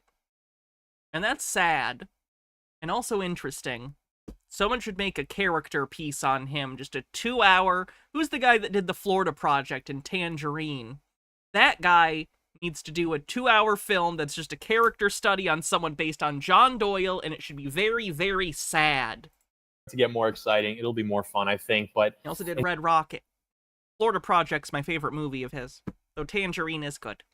In terms of just the right, I think that our energy and focus has become much less about, like you said, politics, and it's sort of compartmentalized itself into different spheres. Like, for example, the health and wellness sphere is something that is a breeding ground for becoming right-wing, and increasingly, too, because of guys like Alaric, martial arts are becoming much more explicitly right-wing in the sense that if you are getting involved at, like, an MMA gym, the types of conversations you're going to be hearing about are going to be less focused on more day-to-day pleasantries and much more focused on, even if it's just, you know, intro to right-wing thought, like, frick Biden, we love Trump, we're going to send them all back, things like that. And 3 things. Fuck Biden, we like Trump, and yay, ethnic cleansing. You know, normal right-wing opinions. And so maybe it's not so focused on just purely electoral politics or things of that nature, but I think that people are allowing it to become a larger part of hobbies of theirs as they start to understand that a lot of what you do is downstream from your spirit and your view of the world. And I think that when you meet guys that are sort of experiencing a similar reaction to the way that things have been going in the country or in the world or in their communities, those types of networks are just starting to kind of sprout naturally without needing to really even be guided by some sort of central force. I'll put it this way. I think there are 2 people at my jiu-jitsu gym who have an SBLC page devoted to them. So you're entirely right there. Let's go. Okay, you know what? On that note, by the way, since I saw the profile picture, I disagree. You know, you threatened me. You threatened me. You said that you're gonna kick the shit out of me. I don't know, man. Now that I'm remembering what you look like, I respect the martial arts background, but I don't know, man. If They're like maybe Mac that's the from main Always event. Sunny. They're like Mac from Always Sunny, who are bragging about like they could kick people's asses and like they know fucking karate. I know mixed martial arts, bro. Next year at OGC, you know, I'm gonna come out to the Bret Hart theme song, and we'll do a little wrestling, do a little boxing or something. We'll see what happens. Well, I'll put it this way. I was actually supposed to fight someone at that conference, and he chickened out. He never showed up. So, you know what? I feel like I've made that promise already. I'll do it. I'll fight John Doyle next year. Yeah, well, I wish that were a more normal occurrence on the right, because I'm not, you know, the toughest guy in the world or anything, but I don't understand the concept of like internet drama. Like when I would get into these conflicts with leftists or now like the Groypers come after, I don't like, that's not something that computes to me. Like, let's just figure it out, fight it out, shake hands after and move on. Like that's a... Is John under the opinion that if you beat someone up in a fight, it makes your position correct? That's idiotic. That's like the logic of a 5-year-old. Like, I punched you harder, so I'm right. That's pathetic. See what I mean about right-wing people being absolute fucking weirdo creeps? This is what they do. Weirdo's gonna weirdo. The timeless currency for resolving conflict. Chitara says if John fights anything like those Patriot Front goobers that we've seen flail around in the woods, his position is just as wrong as it is when he opens his mouth. Between men, but now I don't know if it's because guys are just like all pussies now, or because that's the fascist logic Hannah Might makes, right? I know. I've seen Starship Troopers. And also history books about Nazis. Because, you know, they never got hit in the face or they didn't have an involvement in sports now. But the idea of even proposing violence as like a means to solve just a dispute between 2 guys is either met with like, no, cringe. Oh, you're so mad. Oh, what are you? Yeah, you're cringe. It's cringe. You're a child. If you're so foolish that you can't articulate your position and win, or at least make an argument in good faith, and instead you just want to punch someone in the face, you're cringe. You're embarrassing. You're a child. You're a goddamn child, Doyle. You speak for a living, and you're so insecure about it that instead you just want to hit people? Good lord. Fed or something like that. Like, it doesn't even register with these people. Does Especially, anyone remember the MTV show Bully Beatdown? I think John Doyle would have made a good contestant on Bully Beatdown. younger guys is like a legitimate method by which to resolve some sort of conflict. Well, I'll put it this way. I think here's what we should do. We should set up a date for a fight and figure out an issue to be mad about afterwards. We'll backfill the drama. We'll come up with something by the time this podcast comes out. Yeah, no, that's real. We'll have like a WWE style promo. Like, okay, you guys are gonna fight. That's happening, but now we have to build it up. We have to release the promo, and we have to sell the shirts and everything. Yeah, that's very real. Well, this is also nice because this gets me out of the previous influencer I agreed to fight, who is John Slaughter, who would 100% kick my ass, and so this gives me a convenient excuse. Wait, so he was there though. He was at the bar with us. Yeah, he's the guy with tattoos. So he just didn't want to fight you or something? No. Oh, sorry. Confusing. I was supposed to fight a Mexican dude who's a Vedic pagan. And I said, if I beat you in a fight, you have to come to church, which I thought was funny. He said yes and then chickened out at the last moment. So, I mean, really. They really are just 4chan users in real life. Sorry, Pajit Cells. I think we know whose religion is better. But anyway, yeah, no, that was a whole nother thing that came up. But yeah, John Slaughter was like, well, if you don't fight him, you should fight me. And I said yes, but in the back of my mind, it's like, I really don't want to fight John Slaughter because he could totally kick my ass. And thankfully, it never happened. Just being 100%. Yeah, that guy is because he's like ex-Marine or something. Oh yeah, 100%. Right? Like 15 years kickboxing. He would turn me into a fine mist. Yeah, but it would be funny. So you think it would be funny for you to get beat up? What? What is wrong with these people's brains? Penakagami says, is it good or bad that these fascists are too comfortable to keep the mask on? On the one hand, the normies who pretend that Nazis didn't exist in America are having to realize that they're a problem. On the other hand, their violent rhetoric is getting normalized. I don't know. I don't think it helps to label it as a good or bad thing. It just is what it is, and you deal with the consequences. Me trying to label it isn't going to change what happens because of it, so I don't know. Last fight I got to on the E-Right was, do you remember Kai Clips? Is that Kai Sanat? No. I'm sorry, I'm so out of date. Let's not make jokes that are just like, haha, what if they're gay? Because, I'm bisexual and there's a lot of gay people in chat and LGBT people.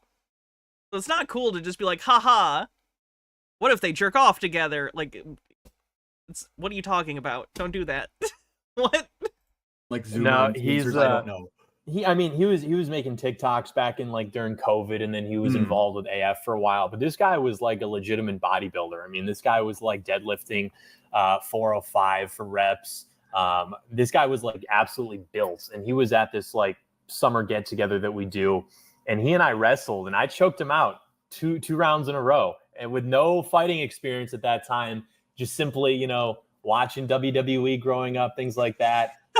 Just hit him with a stone cold stunner while you're at it. Dude, literally, everyone was cheering against me at my event, and I was like, "What the heck? Okay, fine. I'm gonna heck this guy off." And yeah, we choked him out twice. So don't nap, but don't sleep. You might have a rude awakening in your future. Oh my god, the way he said that was such a high school boy. In the future. Fedegagami says, John, you're not in battle anime. Fights are not debates where the one who wins the fight wins the argument. Hell, sometimes that's not even how it works in battle anime. Jitara says, I'm sure the main man doesn't approve of spreading the faith, but by his logic, if I won in a fight in a gym, this guy would have to convert to the Temple of Paul. Yep. Don't sleep. You might have a rude awakening in your future. Oh, fair enough. I think that we'll set up a fight. It'll be fun. So yeah. Back to, and this is something that I think is kind of an interesting development, right?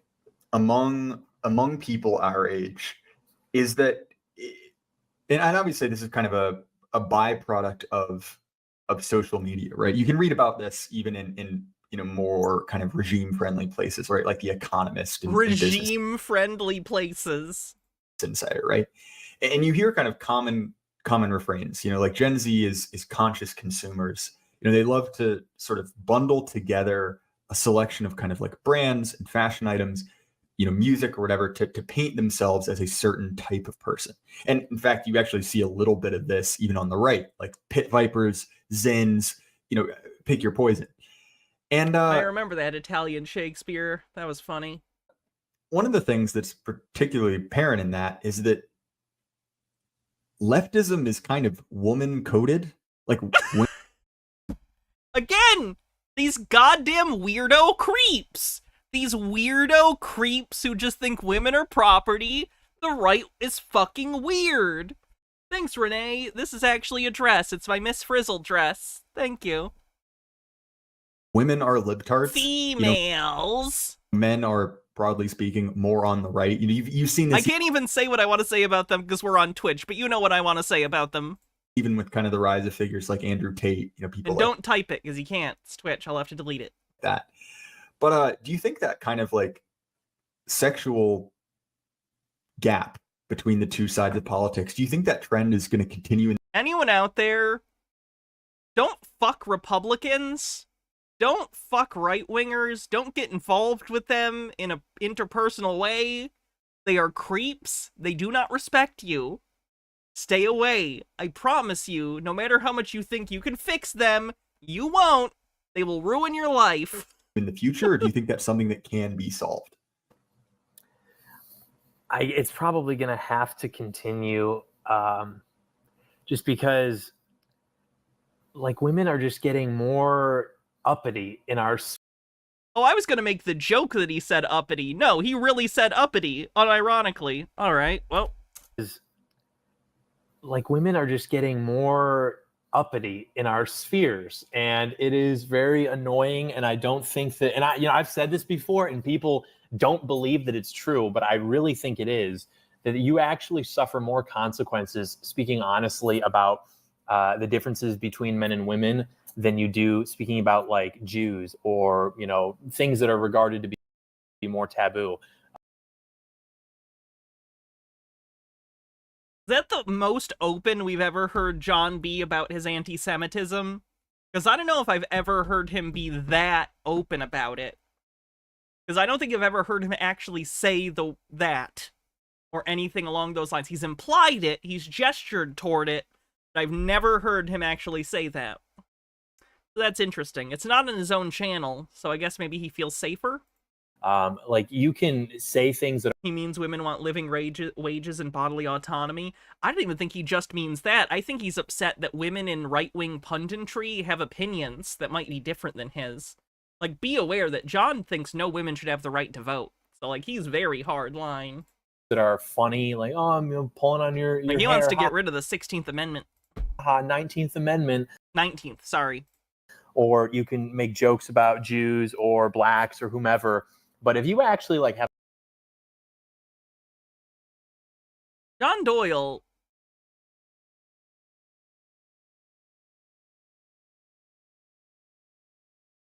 is 24 years old. At no point in his life was it ever socially acceptable to use the term, quote, the blacks. He has zero excuse for this. He knows what he's doing. Have an honest conversation about the differences between male and female temperament, not just like, oh, women tend to be more emotional and men tend to be more logical, ha ha ha.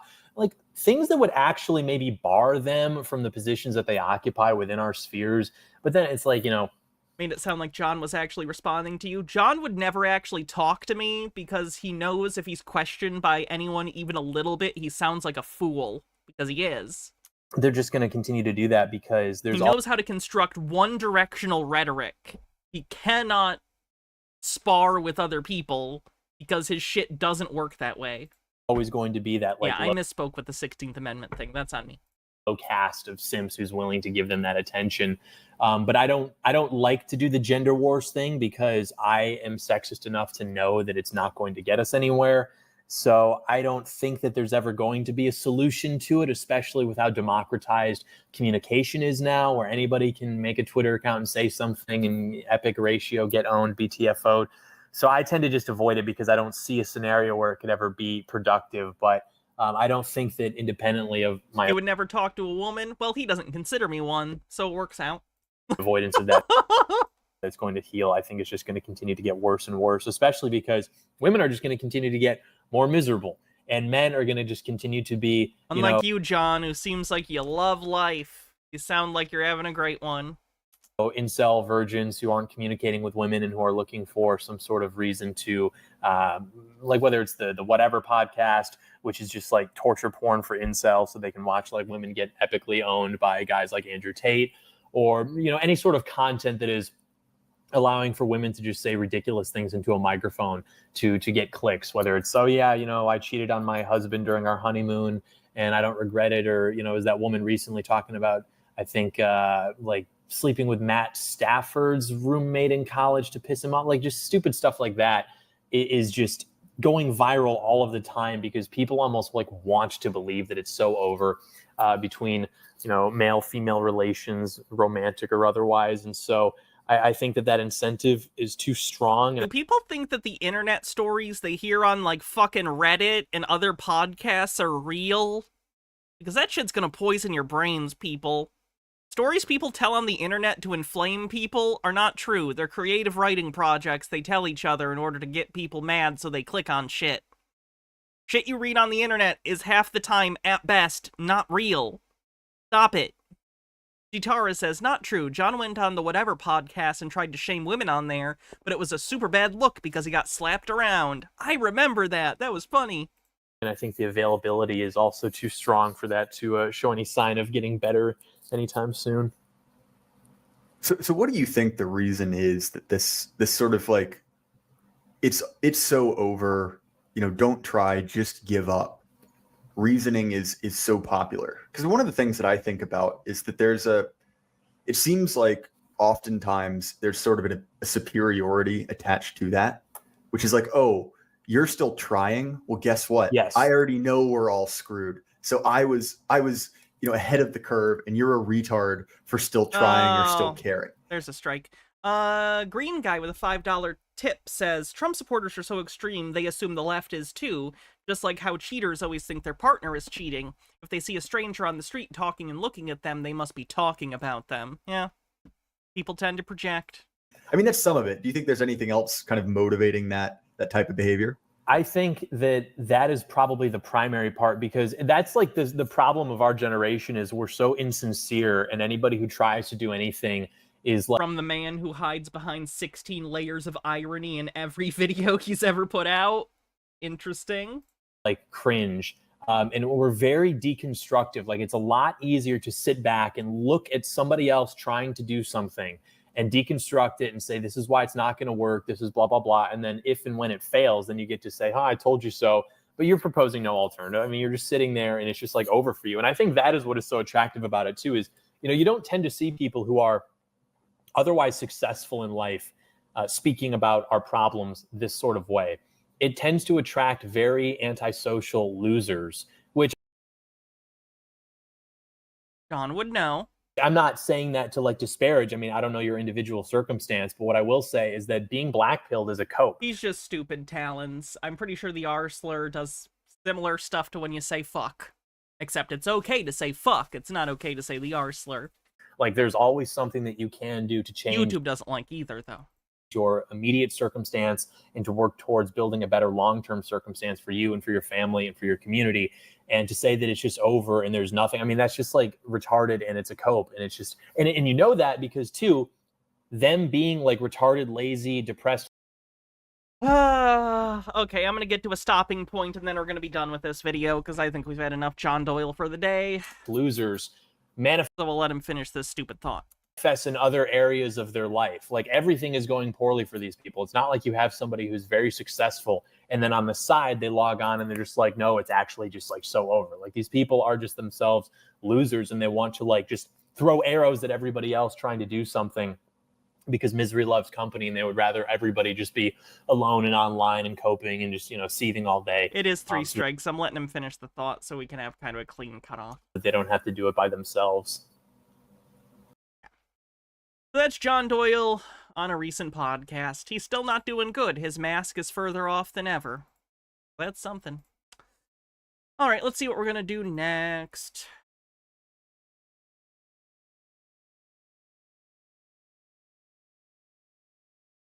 Oh god, do I want to do a Laura Loomer video? I don't cover her often, but she's awful.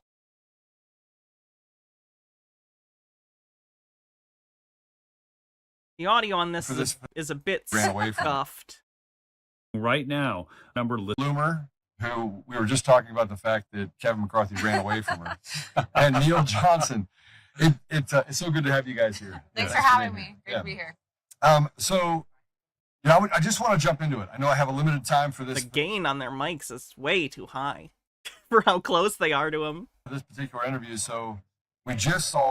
Chitara says, wait, is he acknowledging that these people he's describing are actually funneling into the right wing because the only way they can feel powerful in their lives is to impose their wills on other people, rather, i.e. take people's rights, think genocide is haha funny meme?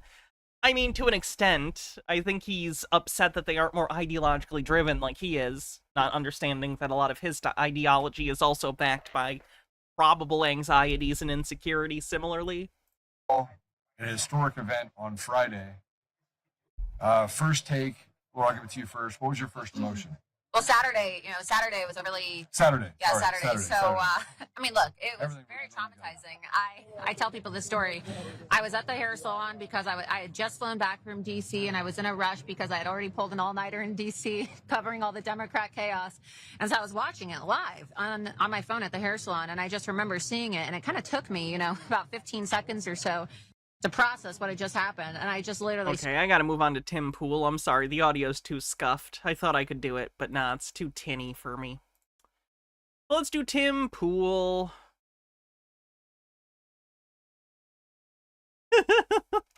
Tim Pool recently did an interview with The Quartering. So let's see them talking about their spaces, quote, being invaded. First game shop I went to, I was probably 11 or 12 years old.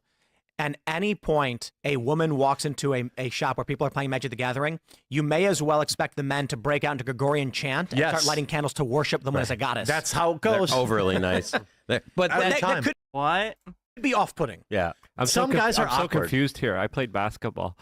Yeah, but well, that's because you're lame. The cool kids are over here talking about couldn't Magic. afford Magic. You were poor. I was. You just had a basketball hoop. Afford Magic. Nobody could, and nobody can still. Yeah, right. But that's exactly it. And yes, guys could be awkward. I saw it. Like, they might say something that they didn't mean to be weird, or they do the stupid thing like, "Oh, you're pretty good for a girl," something unintentional. But these guys... Reminder that Jeremy was banned from Wizards of the Coast events for harassing a female cosplayer. So him talking about, oh, some guys might be a little awkward. I don't want to hear his opinion on anything in regard to this because he has demonstrated that he is one of those creeps. He is that creep who has no self-awareness. Got villainized. And then these same people that would write these articles... Here's something that the left has always known. Yeah, I actually watched the Some More News episode about Tim Pool earlier today. That's why I wanted to cover some Tim Pool today. Everybody who is in the gaming space or Magic the Gathering space, or any of these spaces that are getting quote-unquote wokeified, the left figured out a long time ago that they would get these little positions, community managers. Yep. They would sign up as like the Reddit mods. They would sign up as all this stuff. They're acting like it's a nefarious plan that other people are in their hobbies. They truly, on some, deep fundamental level, think they own the concept of, tabletop games or card games, and any minority or women in the space are, invaders. Jeremy, Tim, you don't own these things. They don't belong to you. It's not being invaded. Stuff. And you're just uncomfortable with different people being in these communities. They realized that had an immense amount of power. So then they could start saying these narratives like, oh, men are keeping women out. And then they would ban anybody who would push back against that narrative. Again, Jeremy was not banned for pushing back against a narrative. Jeremy was banned for harassing a female cosplayer. Hydrate, can do. They would ban anybody who would call them stupid for saying that stuff. And then that narrative becomes the truth. The same thing with every video game community manager. They're all the same. You got banned. I got banned. Yeah, But yeah. but how do you get For harassing a cosplayer. banned from a game? What is that? What is that like? He got banned from Wizards of the Coast official events. So, like, officially sanctioned competitions, events they put on. Because he used to be, like, Unsleeved Media, I think was the name of his channel. He used to have, like, a Magic the Gathering channel that basically got ruined because he got banned from events and could no longer go to their official competitions or shows and things. So that's pretty funny. Benikagami says, Jeremy, you were banned for stalking a cosplayer. Also, Cirrus has a whole channel about constructing viable magic decks that only cost $15. You're just losers who can't handle your hobby changing. And then GamerG with a link says, since we're doing Tim Pool Cope, he's been having a normal one on Twitter. Oh god. There's a juggle command I'll do in just a sec. More Civil War stuff? Oh, I did see this. He posted, Kamala's Project Special K makes Project 2025 look like daycare. She will force women to get abortions, send military to kidnap poor Hondurans and make them live in your homes, and she will start 800 new wars. God help us. So he's doing great. Again, these people are weirdos. These people are crazy weirdos. Juggle. Can do. For the circus show. Well, I'm technically banned from tournament play. Right. For what reason? Did you like throw a pie at somebody? No, I never had. He harassed a cosplayer, and now he likes to lie about it, so I'm curious what his excuse will be, because he's changed the answer several times. Jeremy actually blocked me on Twitter because I sent him receipts of the email that he received and showed on stream of the banning that expressed it was for harassing a cosplayer, but now he tries to get rid of that. I think he deleted the video and tries to hide that. But nonetheless, the receipts are out there, and that's why I'm blocked from following Jeremy on Twitter. Fraction publicly, I was always very good. Essentially, I went to war with Wizards of the Coast. I outed them for having like a dozen registered pedophiles. And wait, he's telling people he outed pedophiles now? Jeremy, you did a video earlier in your career where you warned pedophiles to hide their CP better because you found one on someone's computer while working at a PC shop and had to report them. So you did a video being like, hey, if you have CP, don't take your computer in because they'll find it. Helping pedophiles! Jeremy, you're such a fucking liar! In their midst, I forced my viewers and I forced them to institute background checks because we caused so much trouble. Now, along the way... Again, he was banned for harassing a cosplayer. I was young and I was sloppy and I was too mean. So there was, a couple times I was like picking fights with Mark Rosewater, when he would say, because they were talking junk about men. So I deserved it. I was picking, I never had a bad interaction with anybody.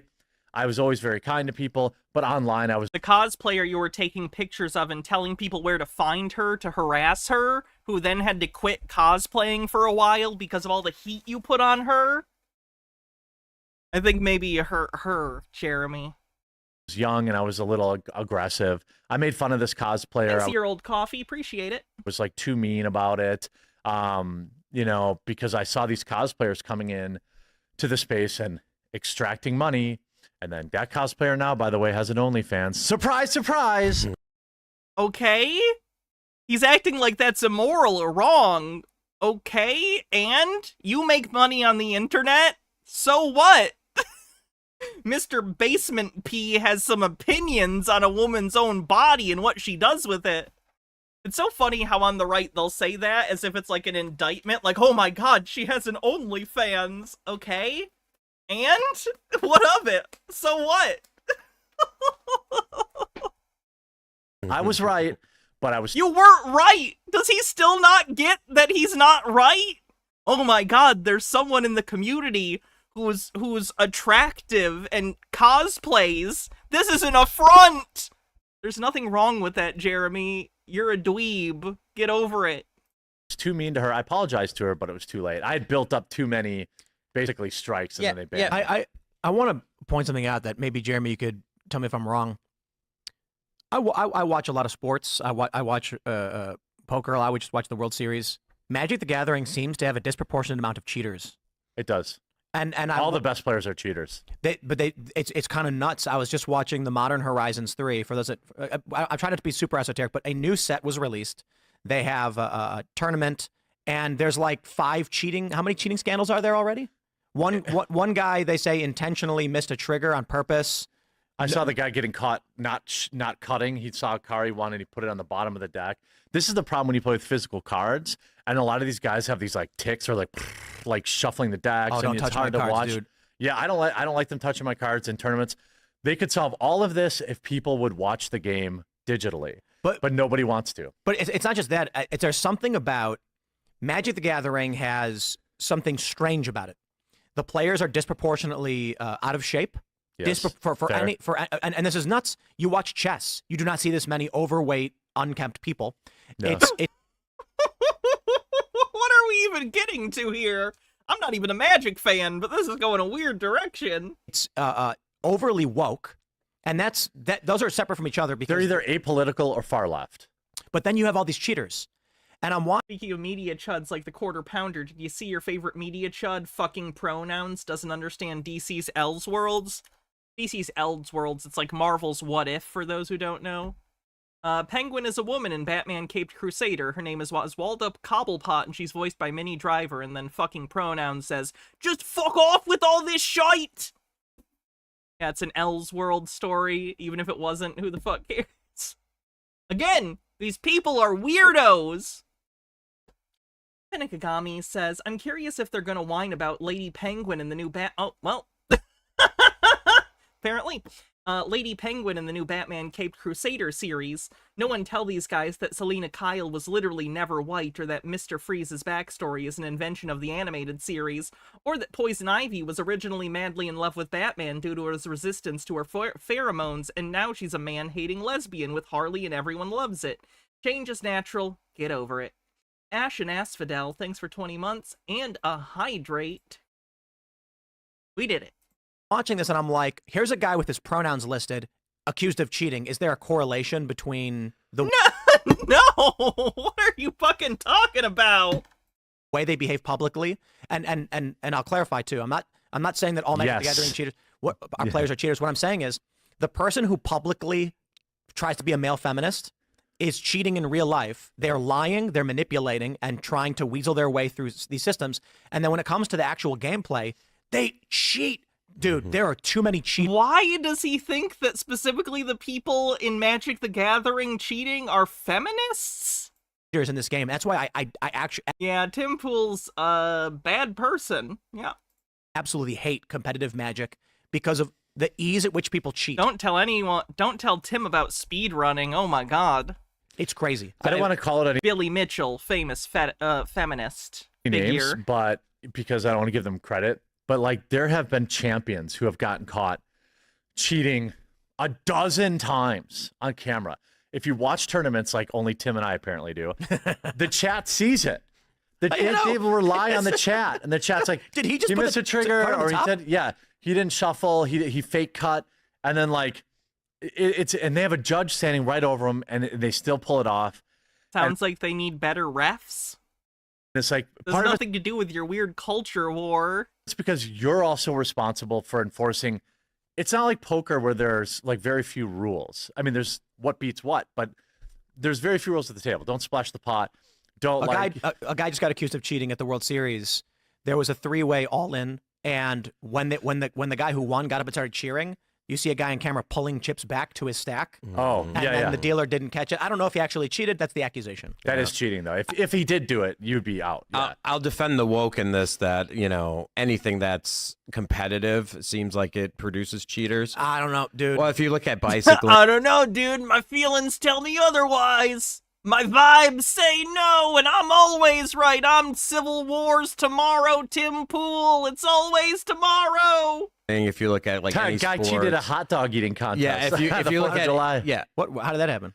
I don't know. He got credit. He touched the other guy's plate. He came out and apologized for it. Right, but it's like when you're so Nathan's one, the big one. Yeah, when it's so competitive where everyone's so close and like half a second counts and matters, like people will try and bend the rules. So obviously it's important to try and make it as cheat free as possible. Magic is.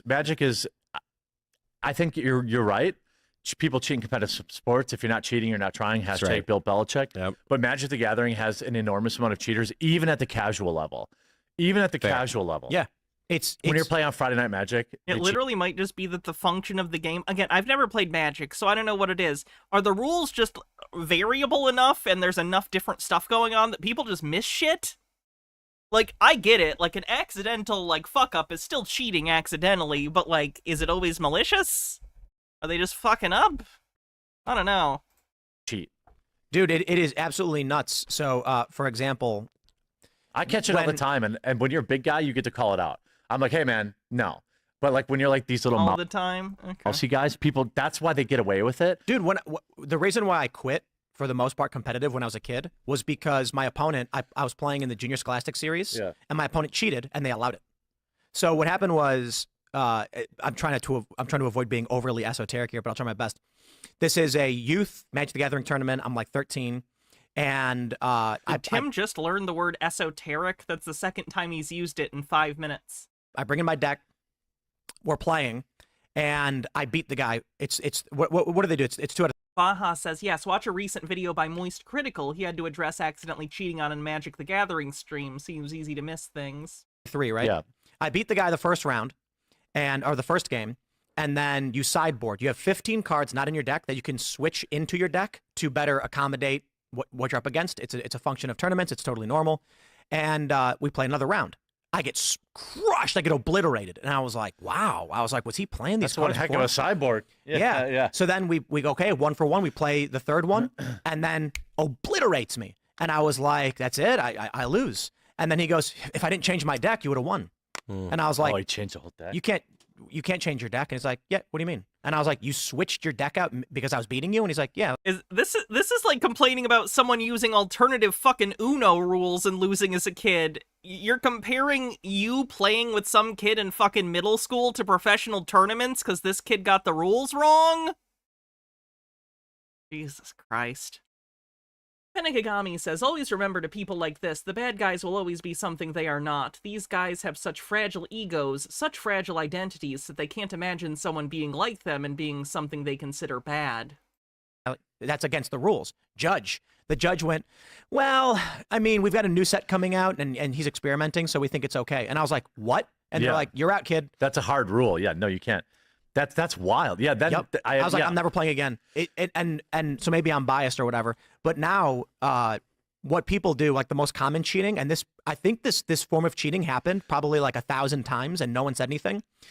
In the game of Magic, you each have your own deck of cards, trading card game, and there are cards that allow you to search your deck, and then after you're done, you have to shuffle it to randomize it.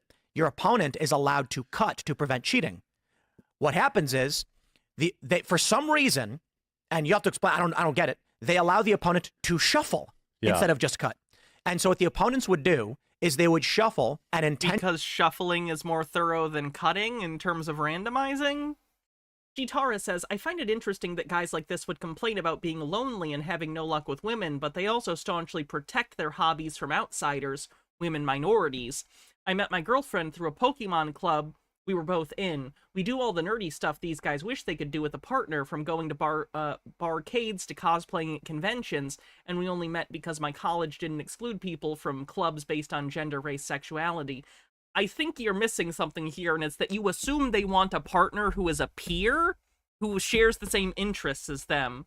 I don't think Tim Pool or Jeremy want that, because to them, they're partners. Women aren't supposed to be friends or partners. They're supposed to be subservient helpmeets. So I don't think they want that. They don't want women in their communities because they don't consider them fun to be around. They don't like women. They want women as a subservient, spouse to do things for them as a status symbol. But I don't think they want to spend time with them or want a relationship with them the way that you or I would. Intentionally palm a card, or they sleight of hand a card onto the top of the deck to harm the opponent's gameplay. And it happens 1,000 times, and nobody does anything about it. The big part. I mean, it kind of sounds like a rule change there would be maybe a neutral ref shuffles the cards, or you get a card shuffle machine. part there is when you get to that level of competition, there's basically only 3 or 4 decks, 3 or 4 strategies. And they will look at what's on the board of the opponent. And then that's people will say, how do they know? Well, they'll know what you need to go off, or they know what cards you need. So, and they know you can only have up to 4 in your deck. Yep. So they'll find one while they're shuffling and then put it on the bottom. Yeah. So, or they'll put a bad card on top. Exactly. So that you draw 1 card per turn. And there have been numerous scenarios where you're watching live and the guy's going to be like, it's a tight spot. It's a really close game. And if he gets any one of these cards, he can turn it around and then he draws a dead card because the opponent from the bottom shuffled the dead card onto the top and you can't touch it then.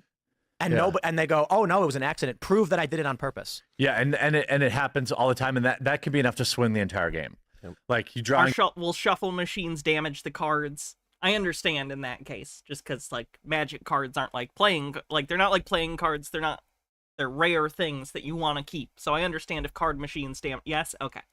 Dead. Then maybe the ref should shuffle it. You don't get the card. Now you go off game, win. Yeah. So it should be like poker. What do you have? Toreador with a 50-month streak. Holy shit, says 50 months. Where is the time gone? Apparently into watching my streams. Thank you. Almost on a hype train. Shuffling machine? One cut. Yeah. Okay, if I shuffle, you can take the deck and do a one-handed cut. That's it. Yeah. Would that be enough too? Yeah. So let's bring it back to the politics. The reason I brought up the cheating scandals is not to get into the nitty-gritty of Magic. It was to point out that when I watched the latest tournament, the Pro Tour, and they've got the pronouns under their names, and I'm like, here is one of the most overtly dominated events in, I don't know if you call it sporting or whatever, by wokeness. Competitive.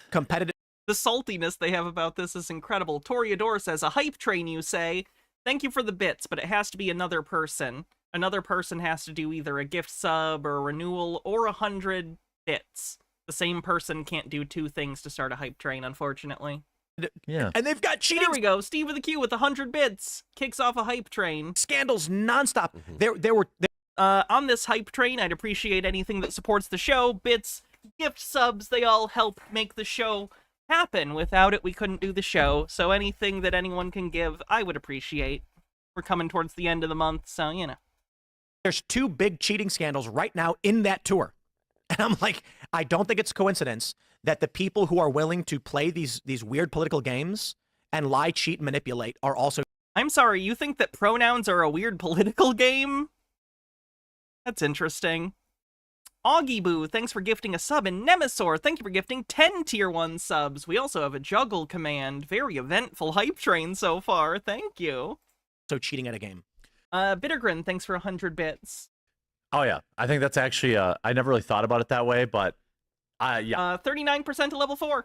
I 100%. I mean, people aren't honest in real life, aren't honest in playing card games.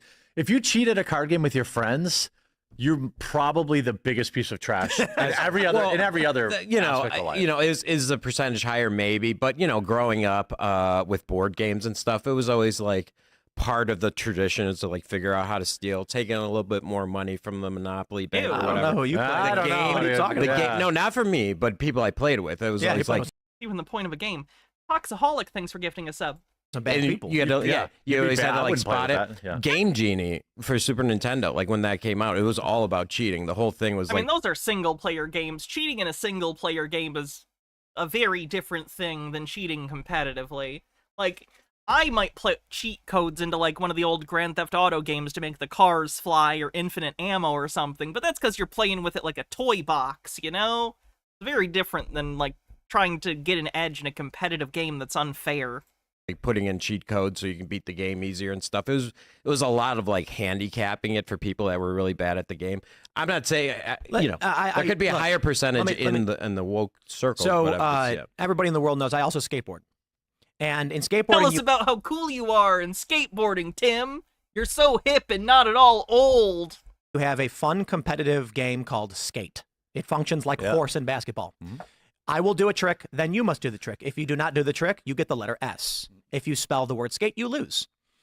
I am particularly good at games of skate. When I play with people, I don't play the most brutal game imaginable to win right away. We play for fun. And so very often I lose. And I say, hey, good game. If I'm playing with a younger, if there's like a younger skater who's not as good. So I was at the Hagerstown Skate Park in Maryland, and there were some kids skating, and I was like, hey, you want to play a game of skate? I intentionally do lighter and easier tricks so that we can both have a fun game together, and I try to do things he can do, and I try to make sure I don't just obliterate him with the craziest thing imaginable. That's funny. Isn't this the type of people who complain about participation trophies? That seems antithetical to their whole thing.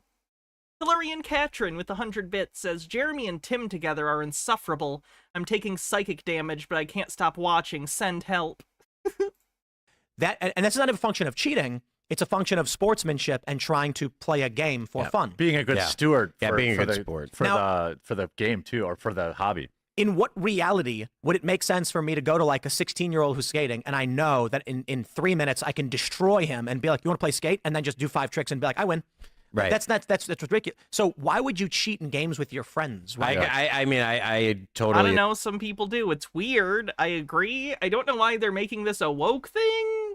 Seems like a complete non sequitur. Agree. It's weird. I think Sean was the cheater. I know. Listen.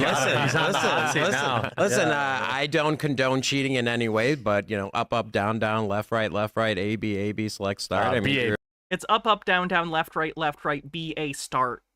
Fucking poser. BA. Up, down, BA, left, right, BA, start. So I mean, Ninja Turtles like ever since games have been around, cheating is like Konami been a part of it, and then like identifying who's cheating. That was again, single-player games are a very different thing. Konami Code you mentioned, right? Yeah. Oh, you're a Turtles one. Contra, so for those that have Teenage Mutant Ninja Turtles 2 for Nintendo, it's BA, up, down, BA, left, right, BA, start. Oh. And imagine if I learned calculus or something instead of that code when I was 7. Now I know that forever. Yeah. I'll never forget it. 65% to level 4 with just under a minute left on the hype train. Let's see what we're going to cover next. Thanks, Tim, for that absolutely insufferable video. Oh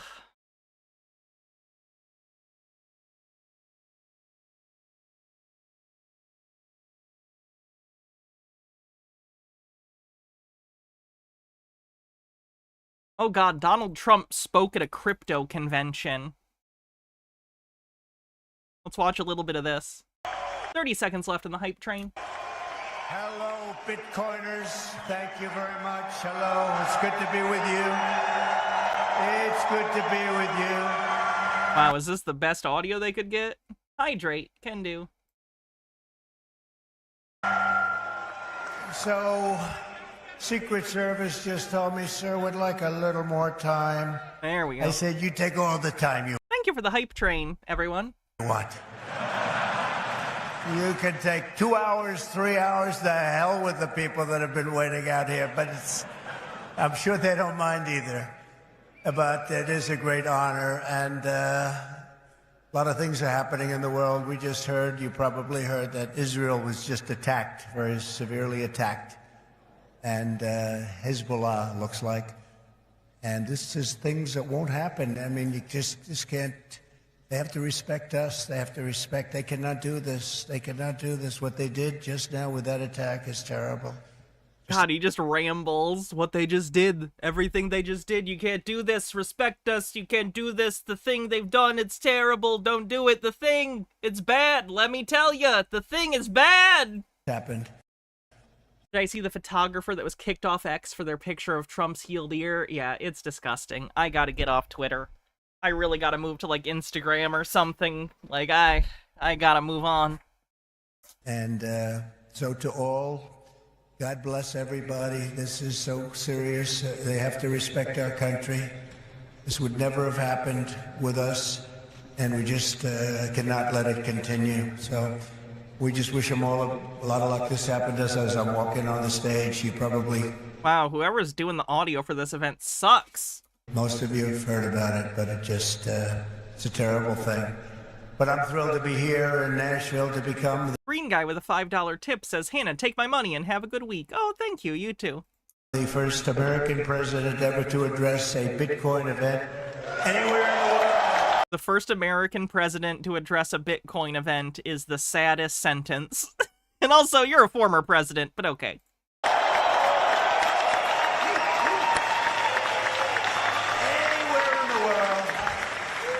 I want to thank David Bailey for inviting me. Special guy. I don't even think Donald Trump knows what Bitcoin is, really. Like, I'm pretty sure if you sat down and were like, all right, explain Bitcoin, Donald, I don't think he would be able to explain it even a little bit. You know, this whole... The mines, they go to the mines, and they get the coins. We want the Bitcoin mines here in America, for American jobs, for all the Bitcoin miners.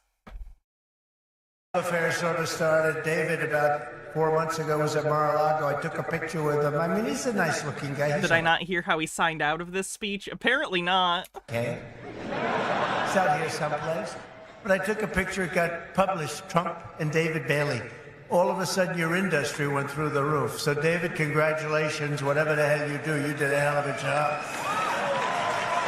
But as well as all of the Bitcoin luminaries and legends here, you have a legends. No one knows what Bitcoin is. It's a bullshit currency based off an append-only ledger that's distributed, non-centralized.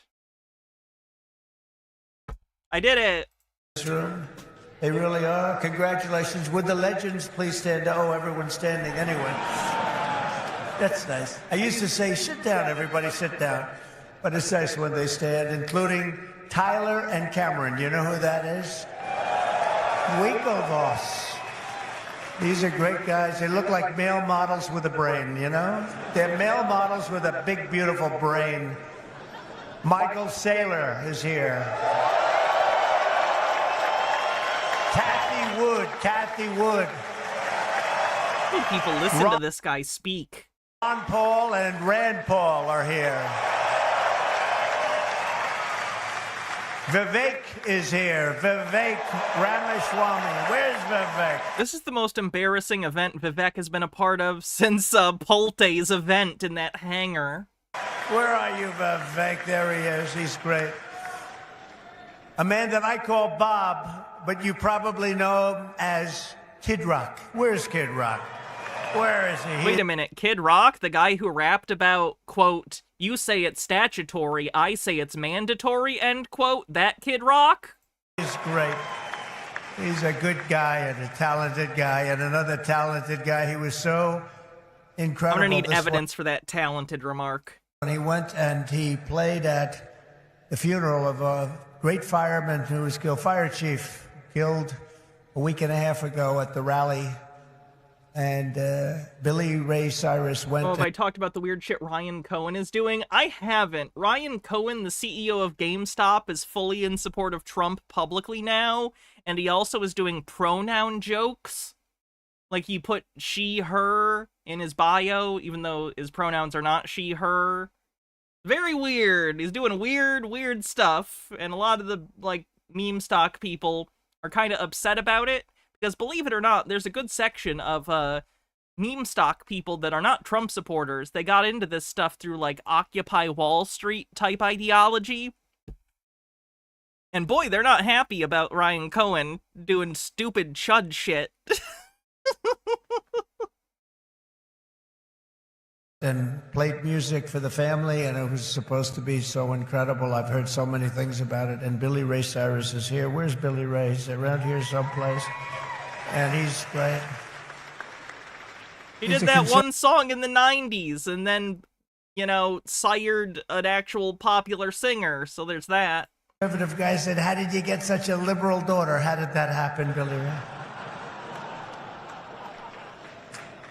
And by apparently the way, she got the liberal genes and the talent genes.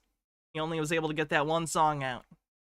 Fenekagami says, to be fair, well, Trump has always been an idiot. He's been in decline as much as Biden is. The decline is just more like crazy old man rather than dying old man. I think he's still dying. He's just also crazy while he's doing it. Kid Rock was incredible at the convention. You probably... Imagine Kid Rock playing at your funeral. I think with that image in my head, I might just live forever. I saw him. You saw him? He was great. He was great. Another one, Jake Paul. You don't want to fight this guy. You know, you don't want to fight. He's got a big fight coming with Mike Tyson, but he's glad he didn't fight Mike when Mike was 19. He told me that today. But he's a fantastic guy, very talented guy in a lot of ways. Governor Joe Lombardo, who's fantastic, and okay, I got to get past these intros. Not all of you, but most of you, many of you. But this is the kind of spirit that built America, and this is the spirit that's going to help us Grifting? Make America great again. That's what we're doing. Who let this rambling old grandpa on the stage? I stand before you today filled with respect and admiration for what the Bitcoin community has achieved. It's incredible, actually. I sort of say to... What have they achieved? Siphoning money from fools? That's not an achievement. My sons, it's like incredible because they know so much about it. They're so aware of it, much more so than people that are a little bit older. But I say this is the steel industry of 100 years ago. It really is. I think you're just in your infancy. Wow, he is absolutely sucking their cocks. This is ridiculous. I can see it happening. In just 15 years, Bitcoin has gone from merely an idea posted anonymously on an internet message board to being the 9th most valuable asset anywhere in the world. Can you believe that? Is that right? That's a big deal. Think of that. It's already bigger than ExxonMobil. Soon it will be surpassing the entire market cap. At least ExxonMobil actually produces something. Jesus Christ. Silver. It's not bad. How about gold? How about gold? Let's go gold. And one day it probably will overtake gold, but based on the way it's going now, it could very well be a possibility. There's never been anything like it, and I don't think you've ever seen anything like it. And most people have no idea what the hell it is. You know that, right? So what happens when they figure it out? That's going to really be something. Bitcoin is not just a marvel of technology. As you know, it's a miracle of cooperation and human... He's reading off a teleprompter so hard right now. Achievement in a lot of relationships that are formed. I just did a meeting, a roundtable with a lot of the leaders, and it's amazing. There's a great camaraderie. It's really interesting. There's competition, but there's a... Okay, this old man's already fucking boring me, so I'm done with that. Let's move on.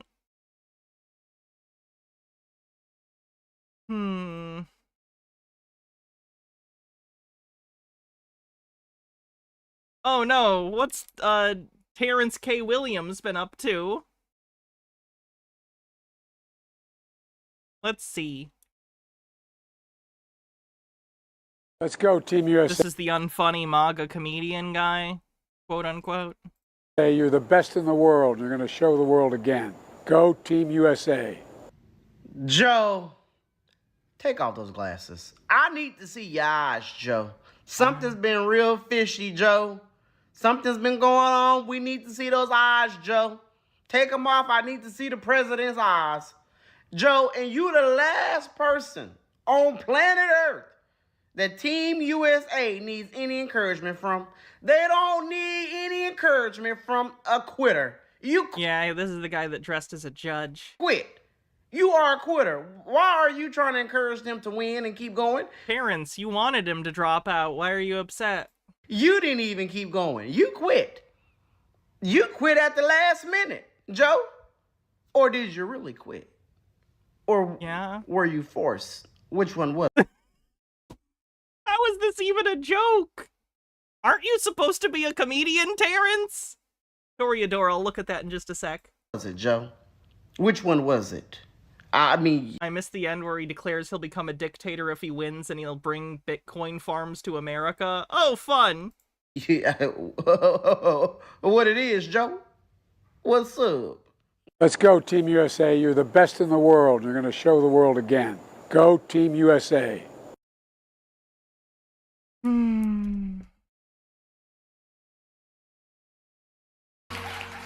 Andy Serkis reading Trump tweets. Oh, I can't play this. This is a clip from Stephen Colbert's show. I'll get copyright struck, so I can't do that.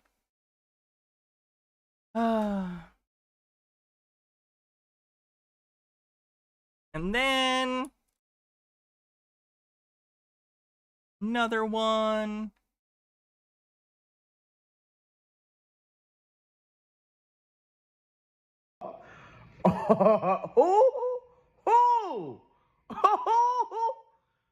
An article from Newsweek that says Donald Trump supporters flip to Kamala Harris, new poll.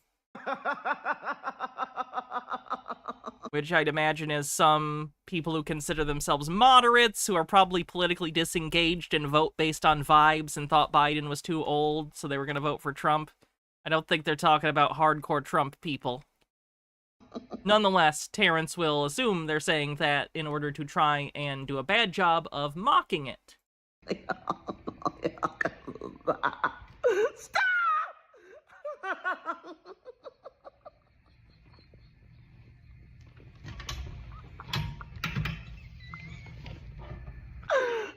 Is fake laughing funny?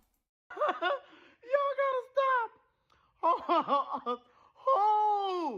are you talking about?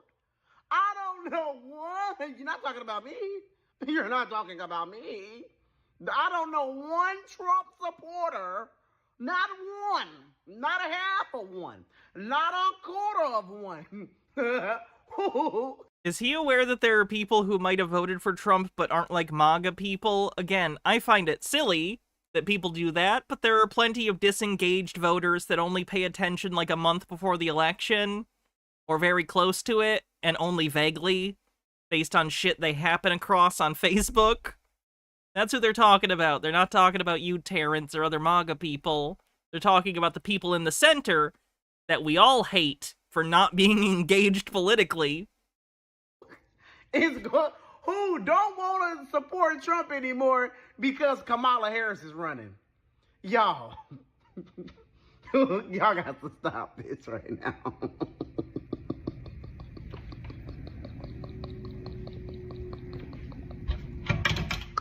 Lady Ann says, my normally non-voting sister is voting for Harris. Good. See if she'll bring her friends. I needed to laugh. Ooh, y'all. Your fans probably need it too, since, you know, you're not providing it. Come on, please. Please stop the madness. Y'all, please stop. Oh, if you are a Trump supporter and you are voting for Kamala Harris now, please let us know. I'm trying to figure out who has dropped their support for Trump for Kamala. Please come to the front. Raise your hand. Them refusing to say Kamala's name correctly is going to look so much worse as we get further and further into this. Raise your hand if you are the one. Because I don't believe this. I don't believe this. I don't believe it. I don't believe it. Who? How about this? I don't think nobody's going to raise their hand. Raise your hand if you are not voting for Kamala Harris. I bet you there's going to be 1 million people raise their hands in the comments. Raise your hands, people. Put your hands up if you are not voting for Kamala Harris. Put them up in the air. Italian Shakespeare says a pick 1,000 times funnier than this guy. Literally anything. Is this Satanism? Evangelical Christians. Yeah, I saw that yesterday. Toreador says Kamala plans to go ahead with the debate that Trump and Biden were going to have, so now Trump can look like a coward by not showing up or get taken to task on national television by a woman of color. I'm going to need more popcorn. I assume he'll relent and end up doing the debate because he knows it looks bad if he doesn't. I could be wrong, but kinda seems like that's what he'll do. Let's see what we're going to do next.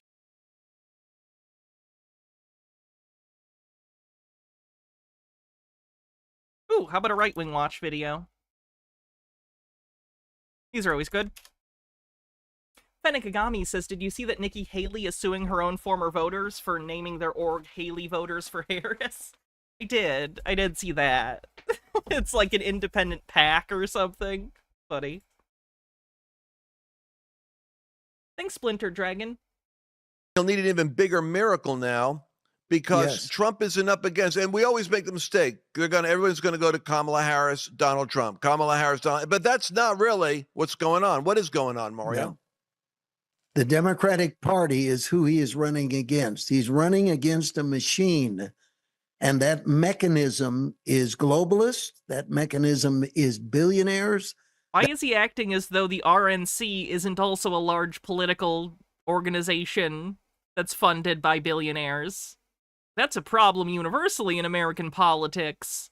It's not a left or right issue. That's just a money in politics issue. He did pronounce the name right, so he gets half a point there. That mechanism is in the entertainment and media and educational, and it is conspiring together to stay in power. I think that Kamala Harris was the perfect choice because That's a mispronunciation I haven't heard before. Is a soulless canvas that can be painted with whatever policy that they want. They didn't pick her because of competence. That would have been a threat. They didn't pick her because of a What does that even mean? She's a threat if she's competent? A threat to whom? What? What are you talking about? Accomplishment, because that would have been a deterrent. They needed someone devoid of anything that could possibly get in the way of their agenda, and they found her.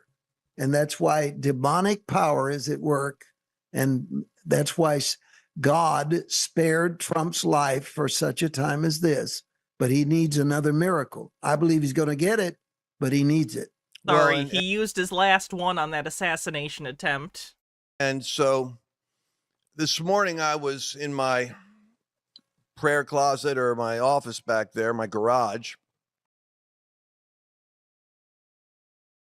You call your garage a prayer closet? I know that's a thing. I watched a Christian movie about it once. I forget what it's called. I have it somewhere. I have all those Christian movies I used to review around somewhere. But anyway, didn't know that's a thing people still did. Weird. War Room. Thank you. That's the title. Overthought says, we have opened Pandora's box on the global economy thing. There's no going back on that. They call hate globalists all they can hate, quote, globalists all they want, but countries depend on each other now. Yeah, you can't unwind the interconnectedness of the global, like, trade market. That's insanity. And I heard the Lord say Hillary 2.0. Oh, you think God talks to you? You need a padded cell, not a TV show. That everything that you were concerned about in 2016 with Hillary Clinton is now there with an augmented heat-seeking missile capacity, because Kamala Harris is a heat-seeking missile? What Hillary could not do is Hillary could not try to stir up strife and civil war in the racial way. The only ones making the racial issue are you racist fucks. Stop making it a racial issue, you racist sacks. I'm not even gonna say what's in the sacks. Shit would be too good. You're a sack of something worse than shit. Of someone who is an aggrieved female against a male. Female? Or someone who will paint themselves as a black minority against a... I mean, she is half black, yeah. A white, majority. So, right. In every way, the Marxist doctrine of divide... The Marxists! Kamala Harris! Marxist! Divide and conquer goes into full tilt with her. If she adds to her ticket, Pete Buttigieg, not again because of accomplishment. I don't think she will, just strategically I doubt it, but he'll probably be in the cabinet if she wins. He was the mayor. And then he'll probably run. I would imagine he'll run for president next time if she loses, assuming we have elections. Or if she gets 8 years after that, he might run. I'm just thinking demographically, there's still a lot of homophobic boomers that vote, so... Indiana town, and not a very successful mayor, had... He'll stay the secretary of the Department of Transportation. I think he would do more good work there than being a VP, honestly. Potholes. And then he went on to becoming the... Bennett Kagami says, I swear, right-wingers half the time should write promotional material for the left or even libs. They make us sound so much cooler than we are. Infrastructure and supply chain czar, who delivered no more effectiveness with a supply chain that broke down. Can Bernie be VP? He could. I don't think they'll pick him, though. They just got done, like, getting rid of Biden because of an age-related issue. They're not going to add Bernie, who's just as old. And again, I know Bernie is, like, more there mentally, and he doesn't have quite the same optics issue, but I don't think they're going to go that route. I just don't think they will. They'll probably go Mark Kelly or Shapiro. Down with COVID than Kamala Harris has done as a border czar, stemming the hemorrhage of 18 million people that don't belong here. Doesn't matter. Why not? Because there's something, and I have to say it has to only be demonic is the word, the fog that comes over Americans that get caught up in other narratives. Because if you're not really rooted and grounded in truth, then you get sucked into the vortex of whatever the world, whatever voice is dominating the atmosphere. And I'm concerned. You think God talks to you? What are you talking about other people hearing voices? It's going to be LGBTQ, diversity, and Black Lives Matter. And it's these two. Yeah, those things are good, actually. It's like Frodo was hit with the witch blade at Weathertop, and the two sides. Sides of the blade in this case are going to be racism and sexual perversion, boom, to pierce the heart of the vulnerable American who doesn't want to fight those battles. And oh, that's a lot. That's a lot. I don't even know what to do with that. So I guess let's move on. Here's another clip from Right Wing Watch. They are a treasure trove of this stuff if you're ever curious. This is Joel Weberton's, a video of Joel Weberton. To win, we need to. Shapiro's too problematic due to his ties with Israel. Middle America doesn't give a shit about that. I know we do, but I don't think that's a consideration by Harris's people almost at all. Win. We need to wield. If anything, they might see that as a benefit because the left is being portrayed as like anti-Semitic because of their anti-Zionist views, because of our anti-Zionist views, and I don't agree with that. But optically, Harris's campaign might make that calculation and go with Shapiro for that reason to negate that perception. Again, I don't know if that would work. I'm just saying I can see them doing that. Power righteously. The Christian mantra, as it comes to power, is not to forsake power, but to rule. Isn't Kelly anti-union? They all have problems. Never let perfect be the enemy of good. We need to win this election. So it is what it is. We're gonna work with what we got. Hydrate. Righteously. It's not to forsake rule, but to rule righteously. And so in that I said, I want to win. I want Christians to have power, and with that power, I want it to be wielded righteously. What does that mean? It means crushing our enemies and rewarding our friends. The end. Oh, nepotism. Cool.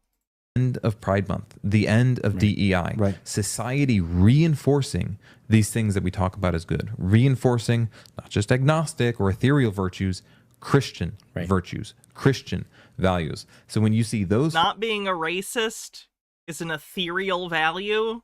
Four things: our enemies fired en masse, friends hired ascendant to positions of power all over, as judges, as appointments by the. They're literally just talking about like a night of long knives. They're talking about completely purging the system of their political enemies or ideological enemies and putting in place stooges that'll do what they want. This is literally just like a fascist takeover plan they're discussing. So that's cool.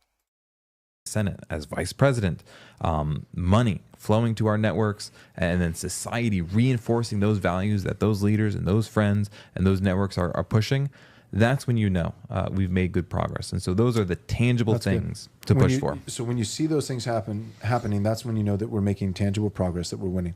To get there, though, first step is you have to at least even want those things to happen.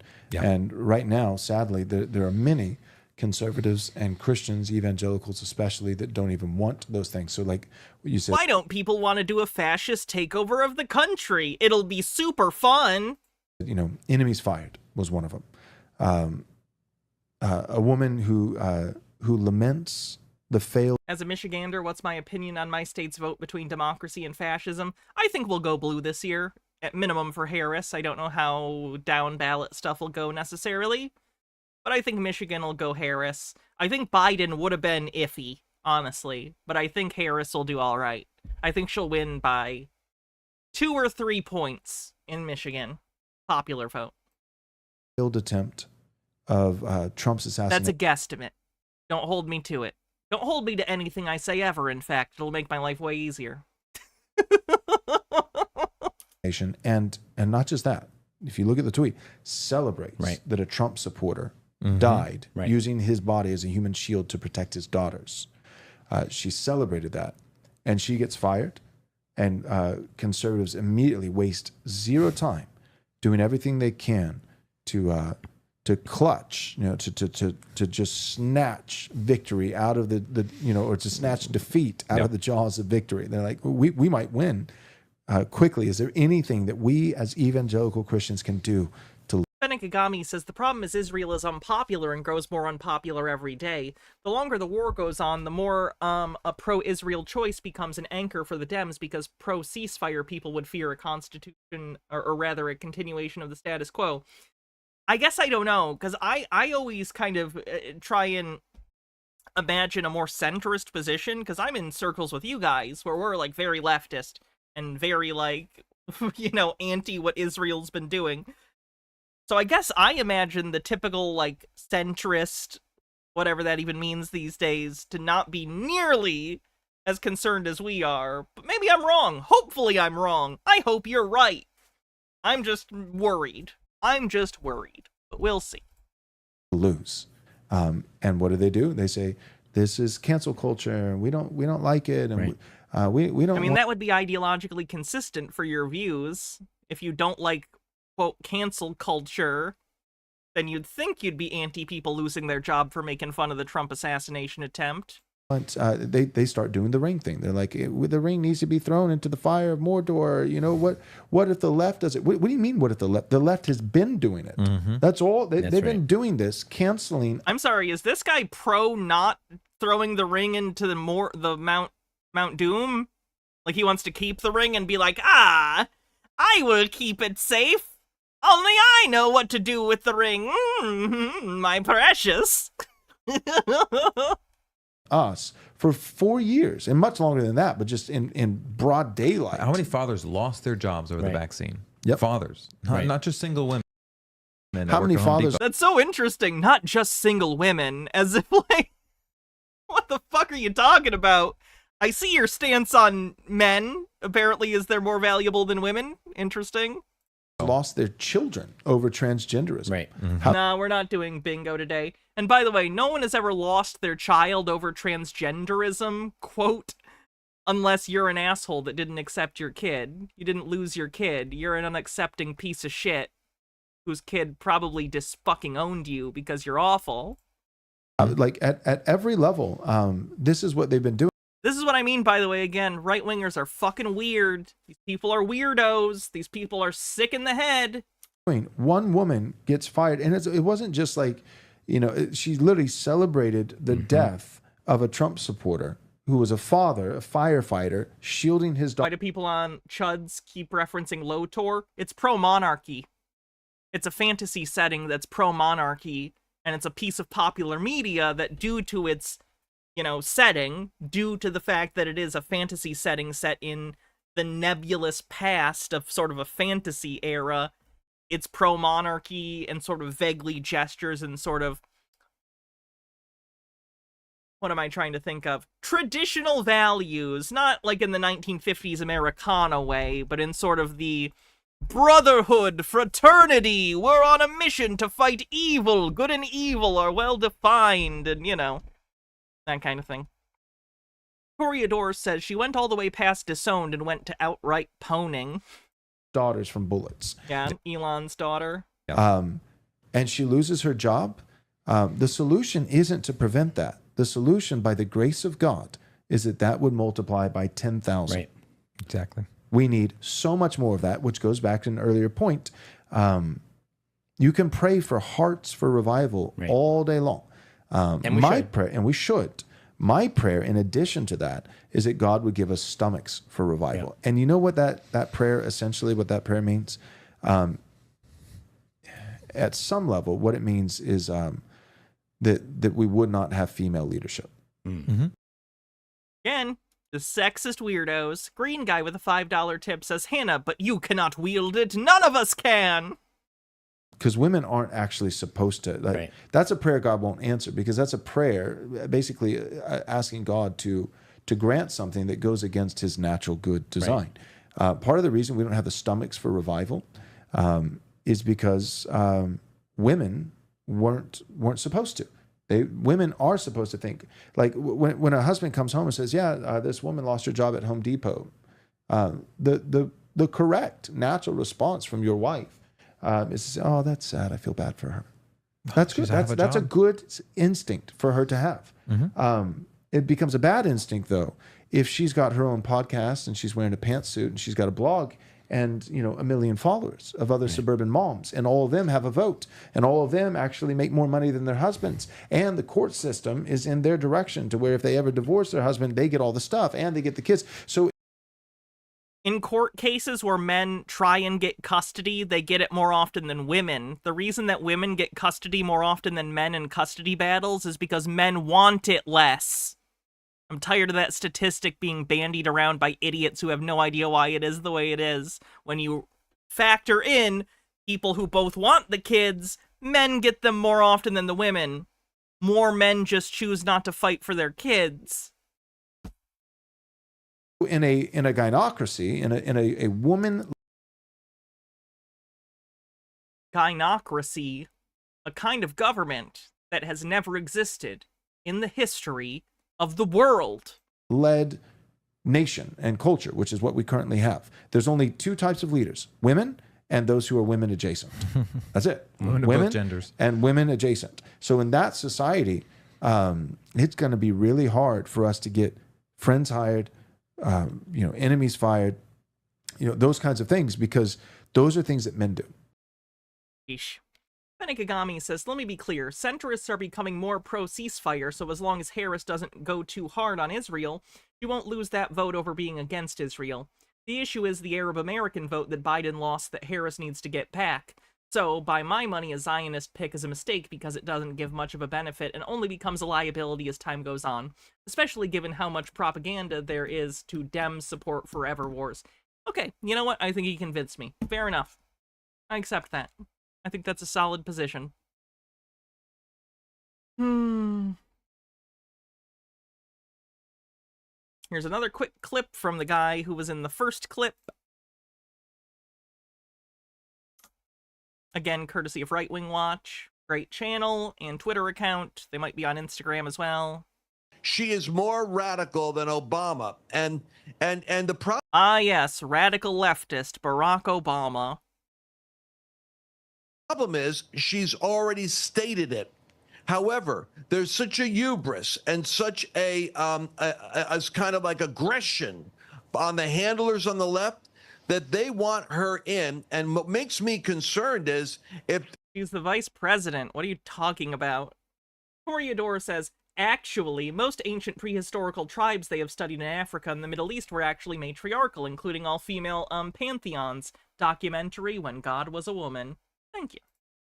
Her unelectability doesn't stop them, then they think that she's going to... If she's so unelectable, why are you so worried about it? You should sit back and laugh and go, why would they nominate this person who's so unelectable? Her chances are better than Biden's. I think you're concerned. Up the race war. And you should be concerned. Wars by playing the race card. She's going to stir up the gender wars by playing the woman against man. She's going You're the one bringing up the fact that she's a lady. Michelle Gladio says, thoughts on political scholar Alan Lichtman and his 13 Keys to the White House, currently predicting a win for Kamala, but also did for Biden before he dropped out, partially for incumbency reasons. Is he the guy who one of the ones is Halloween mask sales? Because, like, I think it's an interesting indicator, but it's not the most scientific. It's interesting to look at, but, some of the things are a little like, okay. Come on. To go back and tear open the wounds in America to say Trump is an angry white racist with a dangerous MAGA movement. I mean, that's pretty accurate, so. In order to this is what the devil's choice is. No, the keys are different? Okay, I don't know then. This is what I'm saying. It doesn't make sense unless they know how to rig the election and they think they can win it by rigging, and they can hemorrhage America's unity to their advantage. I'm a Christian. What unity? What are you talking about? And so when I say this as a Christian. There are certain people who are manifesting a spirit talking through them, and I'm not having a problem with the person. I'm having a problem with the demon that is talking through them. And it's like nails on a chalk. Coriador says, that's great. Some dude thinks she's gonna win, but I'm still gonna vote. Donate and call bank. Yep. Board. She predictably says every incendiary, crazy thing that you don't want said. She's one of the two academic commentators to predict Trump 16 and Biden 20. I mean, even by random chance, that's a 25% chance to get that right by, you know, random coin flip. So I don't know. Has he done previous predictions that turned out right, or just those two? Said in public discourse that'll stir up America to actually going, they would almost like the Civil War narrative we had months ago. This is the instrument that. I'm sorry, who was pushing that? Was that the right or the left? Because I remember the right talking about a civil war constantly. Not really on the left. Revive it. They might call out Pete Buttigieg as their divine VP candidate. Oh gosh. Because he's got a picture. That oh gosh was definitely just because he's gay. Picture of him with a uniform. Last 10 elections? All right, that's pretty good. He looks That's good. much better than Chance, then. Yeah, maybe he's got something. I'll have to read his book. In a uniform, and he ticked off all the Ivy League boxes. And if you count Al Gore being robbed, I'd count that, because that's something you couldn't reasonably predict. Pete has been transportation secretary, kind of like Kamala the border czar. Complete failure, but that won't stop anyone. At least they did it.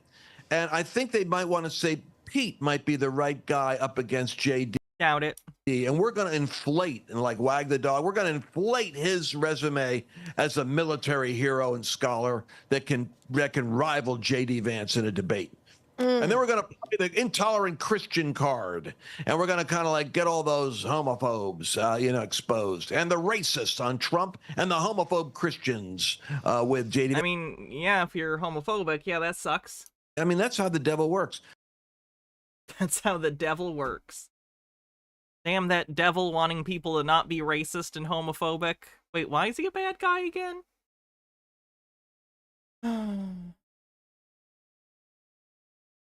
Let's see what we shall cover next.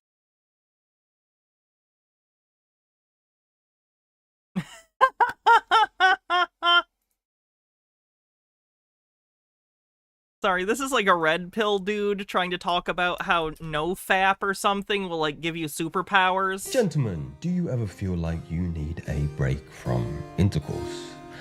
Well, more than likely not, understandably so, but GamerG, conservatives, stubs toe on coffee table. Curse you, Obama, this is civil war!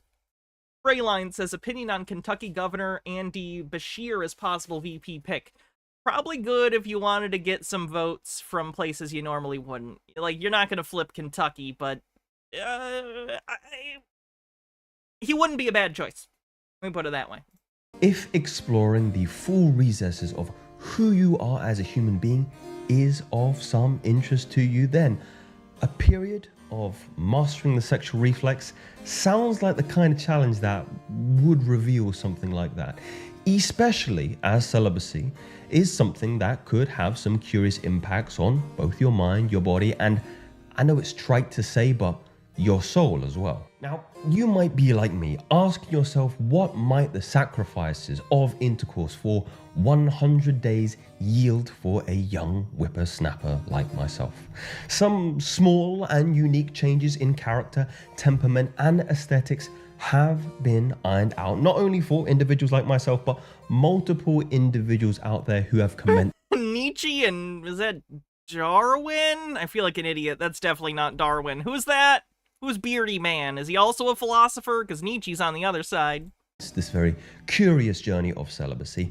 Bigger changes and more permanent changes have also been experienced, but I will warn you that they're not all what they seem to be on. Marcus Drake says, in my opinion, Lichtman isn't serious. A lot of his keys are vibes-based and super subjective, e.g. candidate charisma, foreign or military failure and success, no social unrest. Plus, he claims credit for Gore because he's won the popular vote, but also claims credit for Trump when he won the Electoral College. On the surface, when you begin to play and experiment with the primal forces of nature, you begin to gamble with both the remarkable and the not so remarkable. Now, some of these you will experience in as little as 7 to 14 days. However, as is the jester of life, the more faithful you are to this alluring practice, the prospect of reward just increases as you begin to hunt down the 100th day, as is my personal experience of going beyond the wall or the veil of 365 days, and other accounts equally. Did he just call not fucking for a year beyond the veil?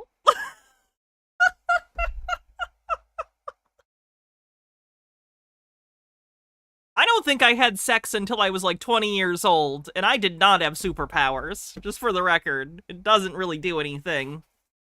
Give testimony to this notion. So I want to first start off with a question. What might you suppose the body is experiencing after 7 days of abstinence? As long Too much cum. Too much cum. Too much cum. Time. Probably that. What are you communicating to your very flesh that might provoke or incite a reaction? You are removing a sexual tax from your day-to-day experience, be it masturbation or intercourse. What is the fact of the matter is when you temporarily remove its existence from your life, what may be the consequence? I lost 3 viewers right after I chanted too much cum. The two can't be related. And I'm incredibly charming. How could I gross someone out? I use the word tax deliberately, gentlefolk. There is a process of removing something from your body that would subsequently mean the body must work in a fashion to replace it, which is your sexual fluid. In this way, one of the initial things every man will experience on this march towards 100 days is the handsome reward of, it's got to be more energy, more vigor, more zeal, more gritty determination to go out there and get Yeah, more gritty cum too. It's just rotten in there. Done in the world. What needs to be done? And this is also ratified scientifically with studies indicating that free-base testosterone levels skyrocket up to 145.7% on the 7th days without any sexual release. And then I'm pretty sure that's the peak, right? So, like, why would you go longer than that? But of course, you already knew that. Okay, that's all I can do with this. I'm sorry. I don't have a lot to say, but the like right-wing obsession with T levels and like their cum is so weird. It's something I notice a lot, and I know other people do. Very bizarre.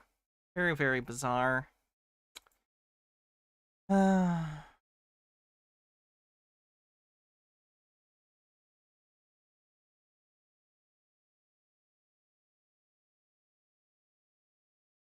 Right-wing people are upset that the Trump assassination attempt isn't, like, showing up on the autofill for Google, because I assume just people don't give that much of a shit. Again, if he had like, if he had actually died, I imagine more people would care. But, you know, the news cycle goes quick, and he only got grazed, so I don't think people give that much of a shit. But they're very upset that people don't give a shit, and they're acting as though Google is intentionally hiding it, when that is not the case. They're being paranoid again. Well, let's take a look. Head beam memory. Alec blam. That is your head beam memory hold. If you saw or heard or watched or read or just was paying attention when Donald Trump was shot 2 weeks ago. Because it didn't happen. And now it didn't happen. I mean, it happened. I just think people largely don't care unless you're a manga person. Kablamo, your brain's been memory hold. Welcome to 1984 and 2024. Look at TikTok over here. Google really doesn't want you to see this, and that ain't no lie, boys. That ain't no lie. You literally posted this to YouTube, which is owned by Google. Necessarily proper English, but... And it has 95,000 views.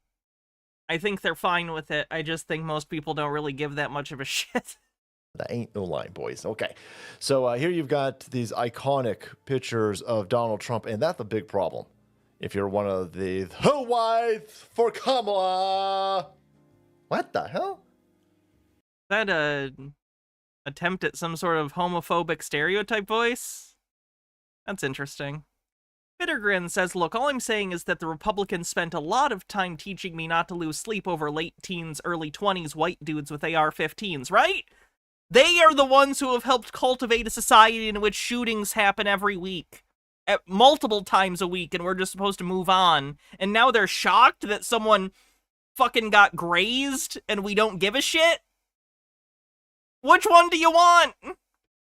H-Beard says, friendly reminder, right before the Iowa caucuses, there was a shooting at an elementary school. Trump said we had to get over it and move on. Everyone is just following his leadership. Yeah.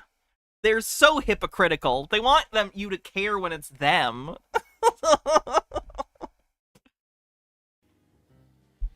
Remember the jacket Melania wore that said, I don't really care, do you?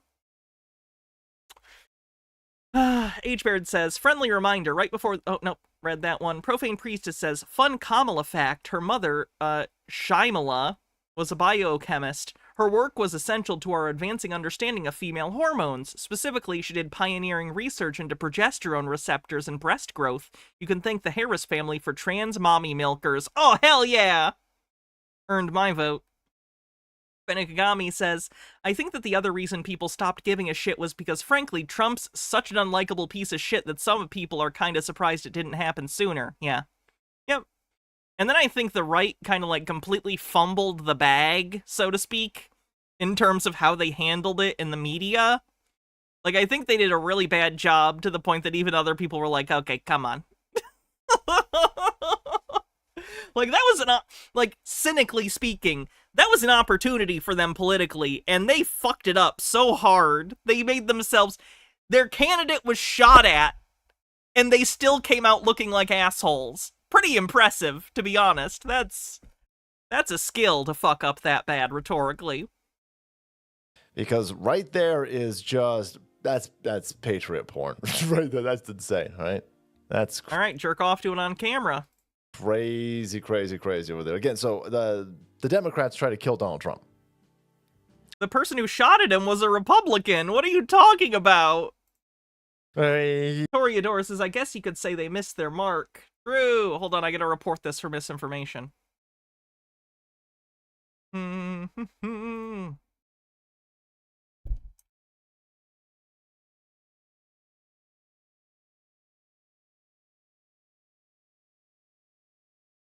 Boop.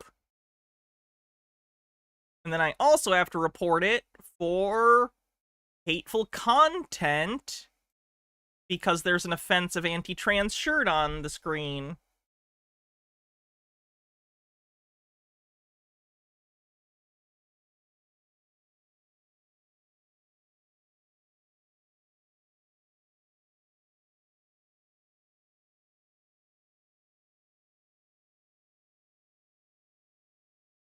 Way, if you come across really hateful YouTube videos, reporting them is very cathartic. Putting it out there. It might not do anything, but it still feels good, you know? Toreador says, I guess you could say they missed their mark. Pretty good. Yeah, I did. Yeah. How do I know this? Well, you don't want people to know about it. That's insane. So... The mainstream media press, the big tech oligarchs, everything, legacy media, they're out there. Wait, he's going to pretend to care about oligarchy as a Republican? That's funny. And they're trying to make it sound like you've got brain aids, right? Or we've gone through some sort of non-binary Mandela effect. Because... What the fuck does that even mean as an insult? I'm so confused. Do they think they could just throw non-binary on another word and it makes it a joke? Wow. The right isn't very good at humor, are they? Now, Donald Trump was never shot. We can do strike one. At minimum for the t-shirt that's partially obscured, I'm gonna go strike one. Even though he was clearly shot. And Kamala Harris was never border czar, even though she was clearly border czar. See how they're trying to fuck with everybody's brain holes? They're trying to manipulate and social engineer an outcome that is beneficial to them. It's not beneficial to you, not beneficial to me, not beneficial to normies. But normies are asleep and lefties are fucking stupid. And so they think that their side is winning. And so they'll go along with this nonsense. No, Donald Trump was shot. And we should be having some discussions about this. But Google says, no, we don't want to talk. We had him.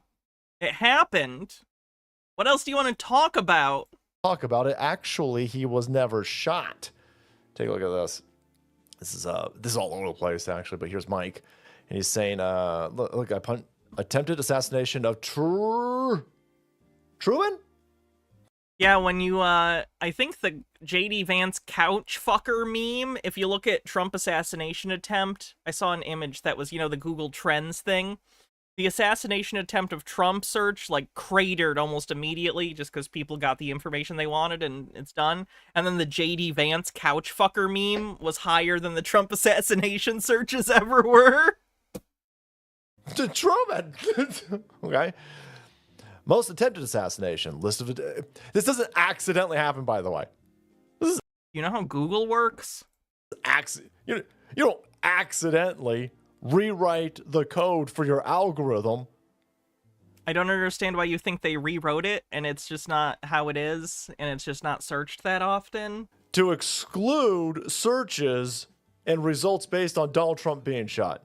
The attempt to... See how he's already come to a conclusion? He's acting as though he's already proved that they have nefariously removed this. He is not. He just thinks it. He just thinks it, and he's like, that's true, because I thought it. Fenekagami says, also fun fact about Kamala, while she did prosecute low-level drug crimes in her time as AG, she reduced the number of arrests by supporting laws to go easier on those offenses. As a result, such prosecutions dropped by 60% under her. Plus, she pushed to legalize gay marriage in California, even performed some of the first gay marriages in Cali after it was legalized. She also has the second most progressive voting record in the Senate while she was, in the Senate, so... Bittergrin says, if he didn't fuck the couch, then why did the AP retract the story denying it? I'm yet to see proof that Vance didn't fuck a couch. There's no evidence he fucked a couch. For the record. The attempted assassination of Ford. Harry Truman. A lot of Truman boys. Failed assassination attempts in history. Yeah, we had one 2 weeks ago. 2 weeks ago. Yeah, man. Let's talk about it. No, can't talk about it. Okay, well... you can, type the rest of the words, right? Do you think that people rely on the autofill to do their Google searches? Because that's a very strange grievance. Maybe it's just Google is asshole. No, it's... I think they should do a Google Doodle about it. Just have Donald Trump crying as a bullet slightly grazes his ear. Let's head over here, again, back to Libs of TikTok. Now, Meta AI. No, we don't want to talk about it. Can you tell me, was Trump almost... H-Baird says, remember, while the couch thing is fake, the dolphin thing is totally real. Assassinated? I mean, he searched dolphin and woman. That's inconclusive. By the way, I'm not telling you guys to meme, not to meme, rather. I just feel the need as a communicator to try and say this true thing with that information. You can meme however you want, but I do need to clarify, the couch thing was just a meme. He never said it. And when he did the dolphin thing, he searched dolphin and woman? Which is odd, but I don't know. Well, mostly peacefully. What? Then they give you a 2016, a 2017. Jonathan Tran jumped over a White House fence. Yeah, I don't care about that one. Okay, so you're going to tell me about 2016, you're going to tell me about 2017. Okay, well, what happened to Trump in Butler? Butler, PA, boys. Well, it's a large language model? Does he know how these work? There was reports of a 24-year-old Shane dude over here attempted to jump a barrier. In order for the large language model to give out an answer, it needs to have already taken in data about it. So I don't know how up-to-date the database is for this LLM. It might not have taken in any articles at this point about the assassination attempt because they don't update it daily necessarily. Was he trying to search for the woman that lived with a dolphin to teach it to speak and jerk it off? That's the only thing I can think that would make sense for that search. I don't know. I have no idea. Could be. It's an interesting story. The YouTube channel Atrocity Guide has a good documentary about it if you're curious. And rush Trump's vehicle. Yeah, okay. What about where he got shot? We don't know about that. We don't know about that. You're dumping billions of dollars into this AI over here? Yes. And it doesn't know Trump was shot 2 weeks ago? Yes. So that yeah, it generally takes longer than 2 weeks for them to update data. Its data set. Do you know how this works? Makes a lot of sense to you? Climate change is real too. Fucking assholes. Okay, I'm just done with this guy. He's really annoying. I'm sorry, I deal with a lot of annoying people on this show, myself included, but holy shit, that's bad. He's so fucking annoying. Hey, speaking of annoying, how's Mike Pillow doing? La la la, get to the... There we go. Thank you all for all your support these last few years, and today I'm proud to welcome to our great state of Minnesota our real president, Donald J. Trump. Who's the president again? Oh, Biden, right. In 2017, I gave a speech where I said, everybody loves our president, some just don't know it yet. That's really creepy rhetoric. Well, after last week or 2 weeks ago, when our great real president got shot and he got up and said, fight, fight, fight, I think the last person that was on the fence has come over to our bucket of common sense. I don't even understand that thought. A guy got shot at and that makes him right? Can you explain to me how that follows? Donald Trump has become the biggest uniter of we the people in history. Let's go. I want to take you back to December of 2019, where all of our lives had improved no matter what your baseline was. What?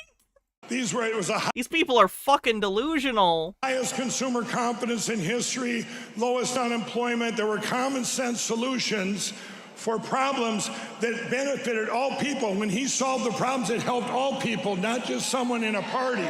I'm sorry, what problems do you think he solved? For whom? And of course, then the evil gave us the China virus and the 2020 election.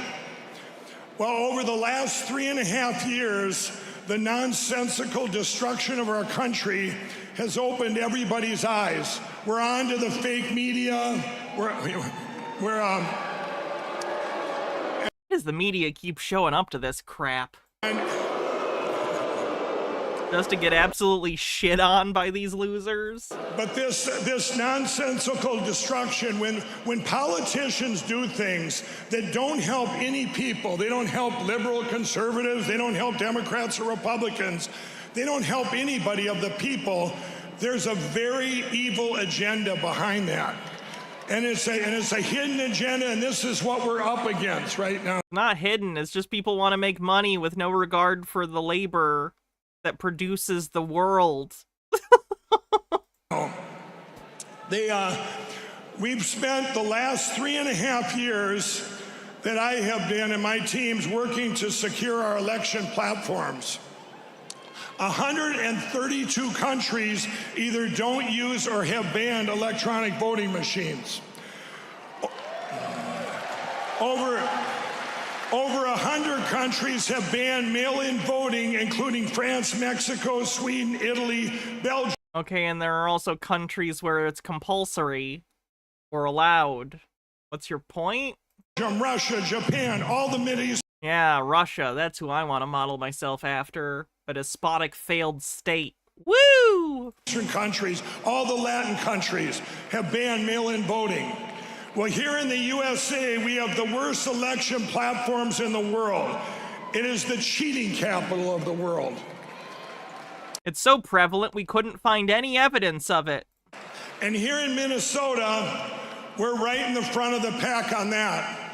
We have 45 days of mail-in and early voting. You can drop off ballots for other voters, up to 3 people. It's so corrupt. It's corrupt because you can take your family's ballots to the drop box? How is that corrupt? I think you just don't like people voting. What? Everyone doesn't have to individually go to the drop box? You can take it for your wife or husband or partner or children who are of voting age? The horror! But here's what you can all do. We have a great plan.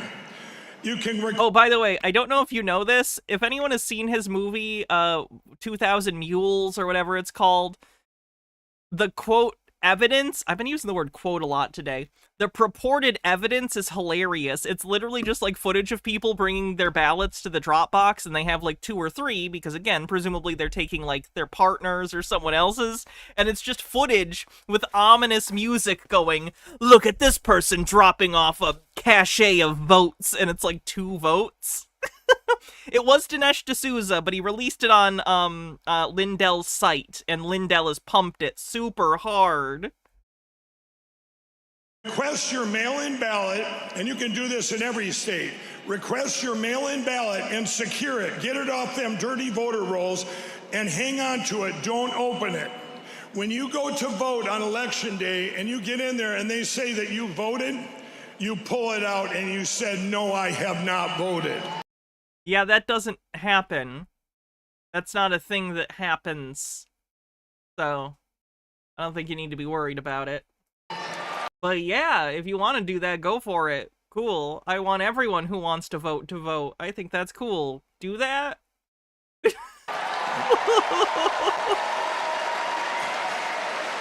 It then becomes identity theft. It's like if somebody takes your identity. We didn't have this stuff that went on in 2020 and 2022, but we didn't have this, and we need this.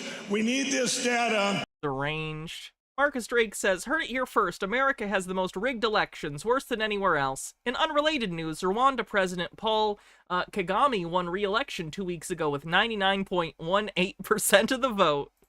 And for this... Don't blame me, I voted for the other guy. To secure this election and to eventually get to paper ballots hand-counted. You guys can... Republicans didn't like having to wait 3 days for results. You think you're going to be happy waiting like a month and a half for people to hand count ballots? Jesus Christ. Check all this out at my platform. Like, I get that hand recounts are a necessity sometimes, but that's just not practical with the population of the United States, with like hundreds of millions of people voting, or at least 100 million people voting, like 150 million, I think, last election. You can't sit there and hand count all the votes. That's not how it works. FrankSpeech.com and learn all about it. That's FrankSpeech.com. And our great real president has said when he gets into office, he's going to go to same-day voting, paper ballots, hand-counted, signature required, and voter... Yeah, the less people that can vote, the better Republicans do. Kind of their whole MO at this point, because they know their policies are unpopular. ID.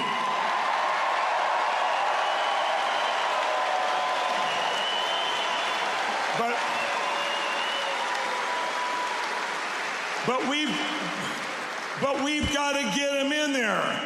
And as he says, too big to rig. You just heard him on the recording there. We've got to vote, vote, vote. We've got to get everyone out and campaign to everyone you know every single day on social media. Bittergrin says, sure you can. My county's votes were counted, what, 3-4 times? Fucking cyber ninjas. But don't you know? Bamboo fibers or some other bullshit. For those that don't remember that, Cyber Ninjas, which was a MAGA-funded recount, like they called it a forensic audit in Arizona, they were looking for what they called bamboo fibers on the votes, on the ballots, because they thought, China must have printed out a bunch of fake ballots and used bamboo-based paper, because China. Yeah. Your friends, you go in person, do whatever you can do. If you want to personally get involved, go to Trump47.com. That's it. If you want to get out there and help out there, Trump47.com. Well, God has had his hand in all of this, everybody. And we need to thank God that he protected our great real president 2 weeks ago when he was shot.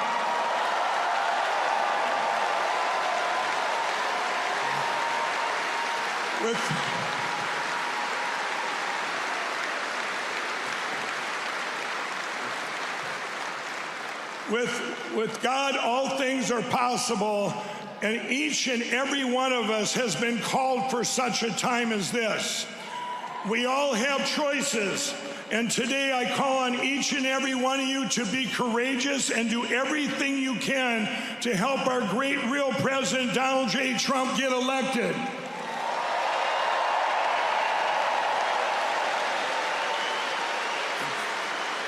And people tell me all the time, they say, Mike, I did a speech at the Rose Garden, it seems like a long time ago, and I said God had given us grace for such a time as this. And people come up to me all the time and they say, this doesn't feel like grace. Well, I'm here to tell you, God has given us grace and more time for the greatest revival for Jesus Christ the world has ever seen. God bless you guys. This is supposed to be a political rally. What the fuck?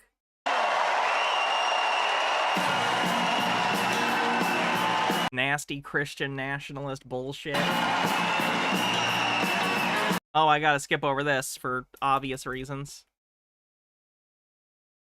Probably tens of thousands, we've had... Alright. Enough of Frank, or, sorry, Mike. His site's called Frank. That always throws me off.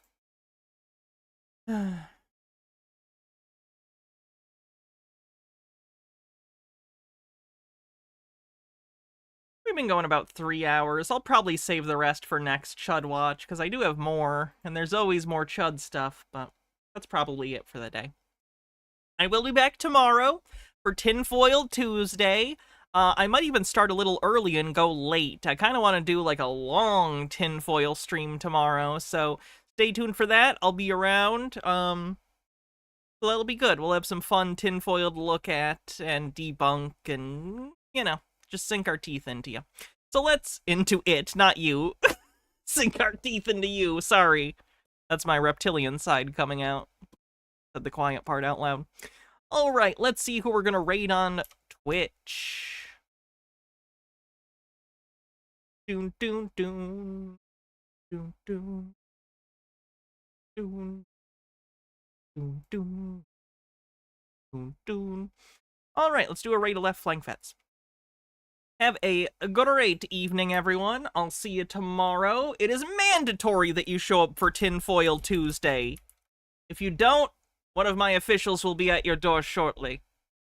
Have a good night, everyone. Can we play bingo? Oh yeah, we'll be playing bingo tomorrow, for sure. Alright. Have a great night, everyone. Bye-bye. Oh, what time? Either 3 or 4, because I want to start early, Eastern. Either way, I want to do it longer tomorrow, so... If all else fails and I really fall behind, 5, but I'm going to try for 3 or 4, and then go longer. Alright. Have a great night, everyone. See you tomorrow.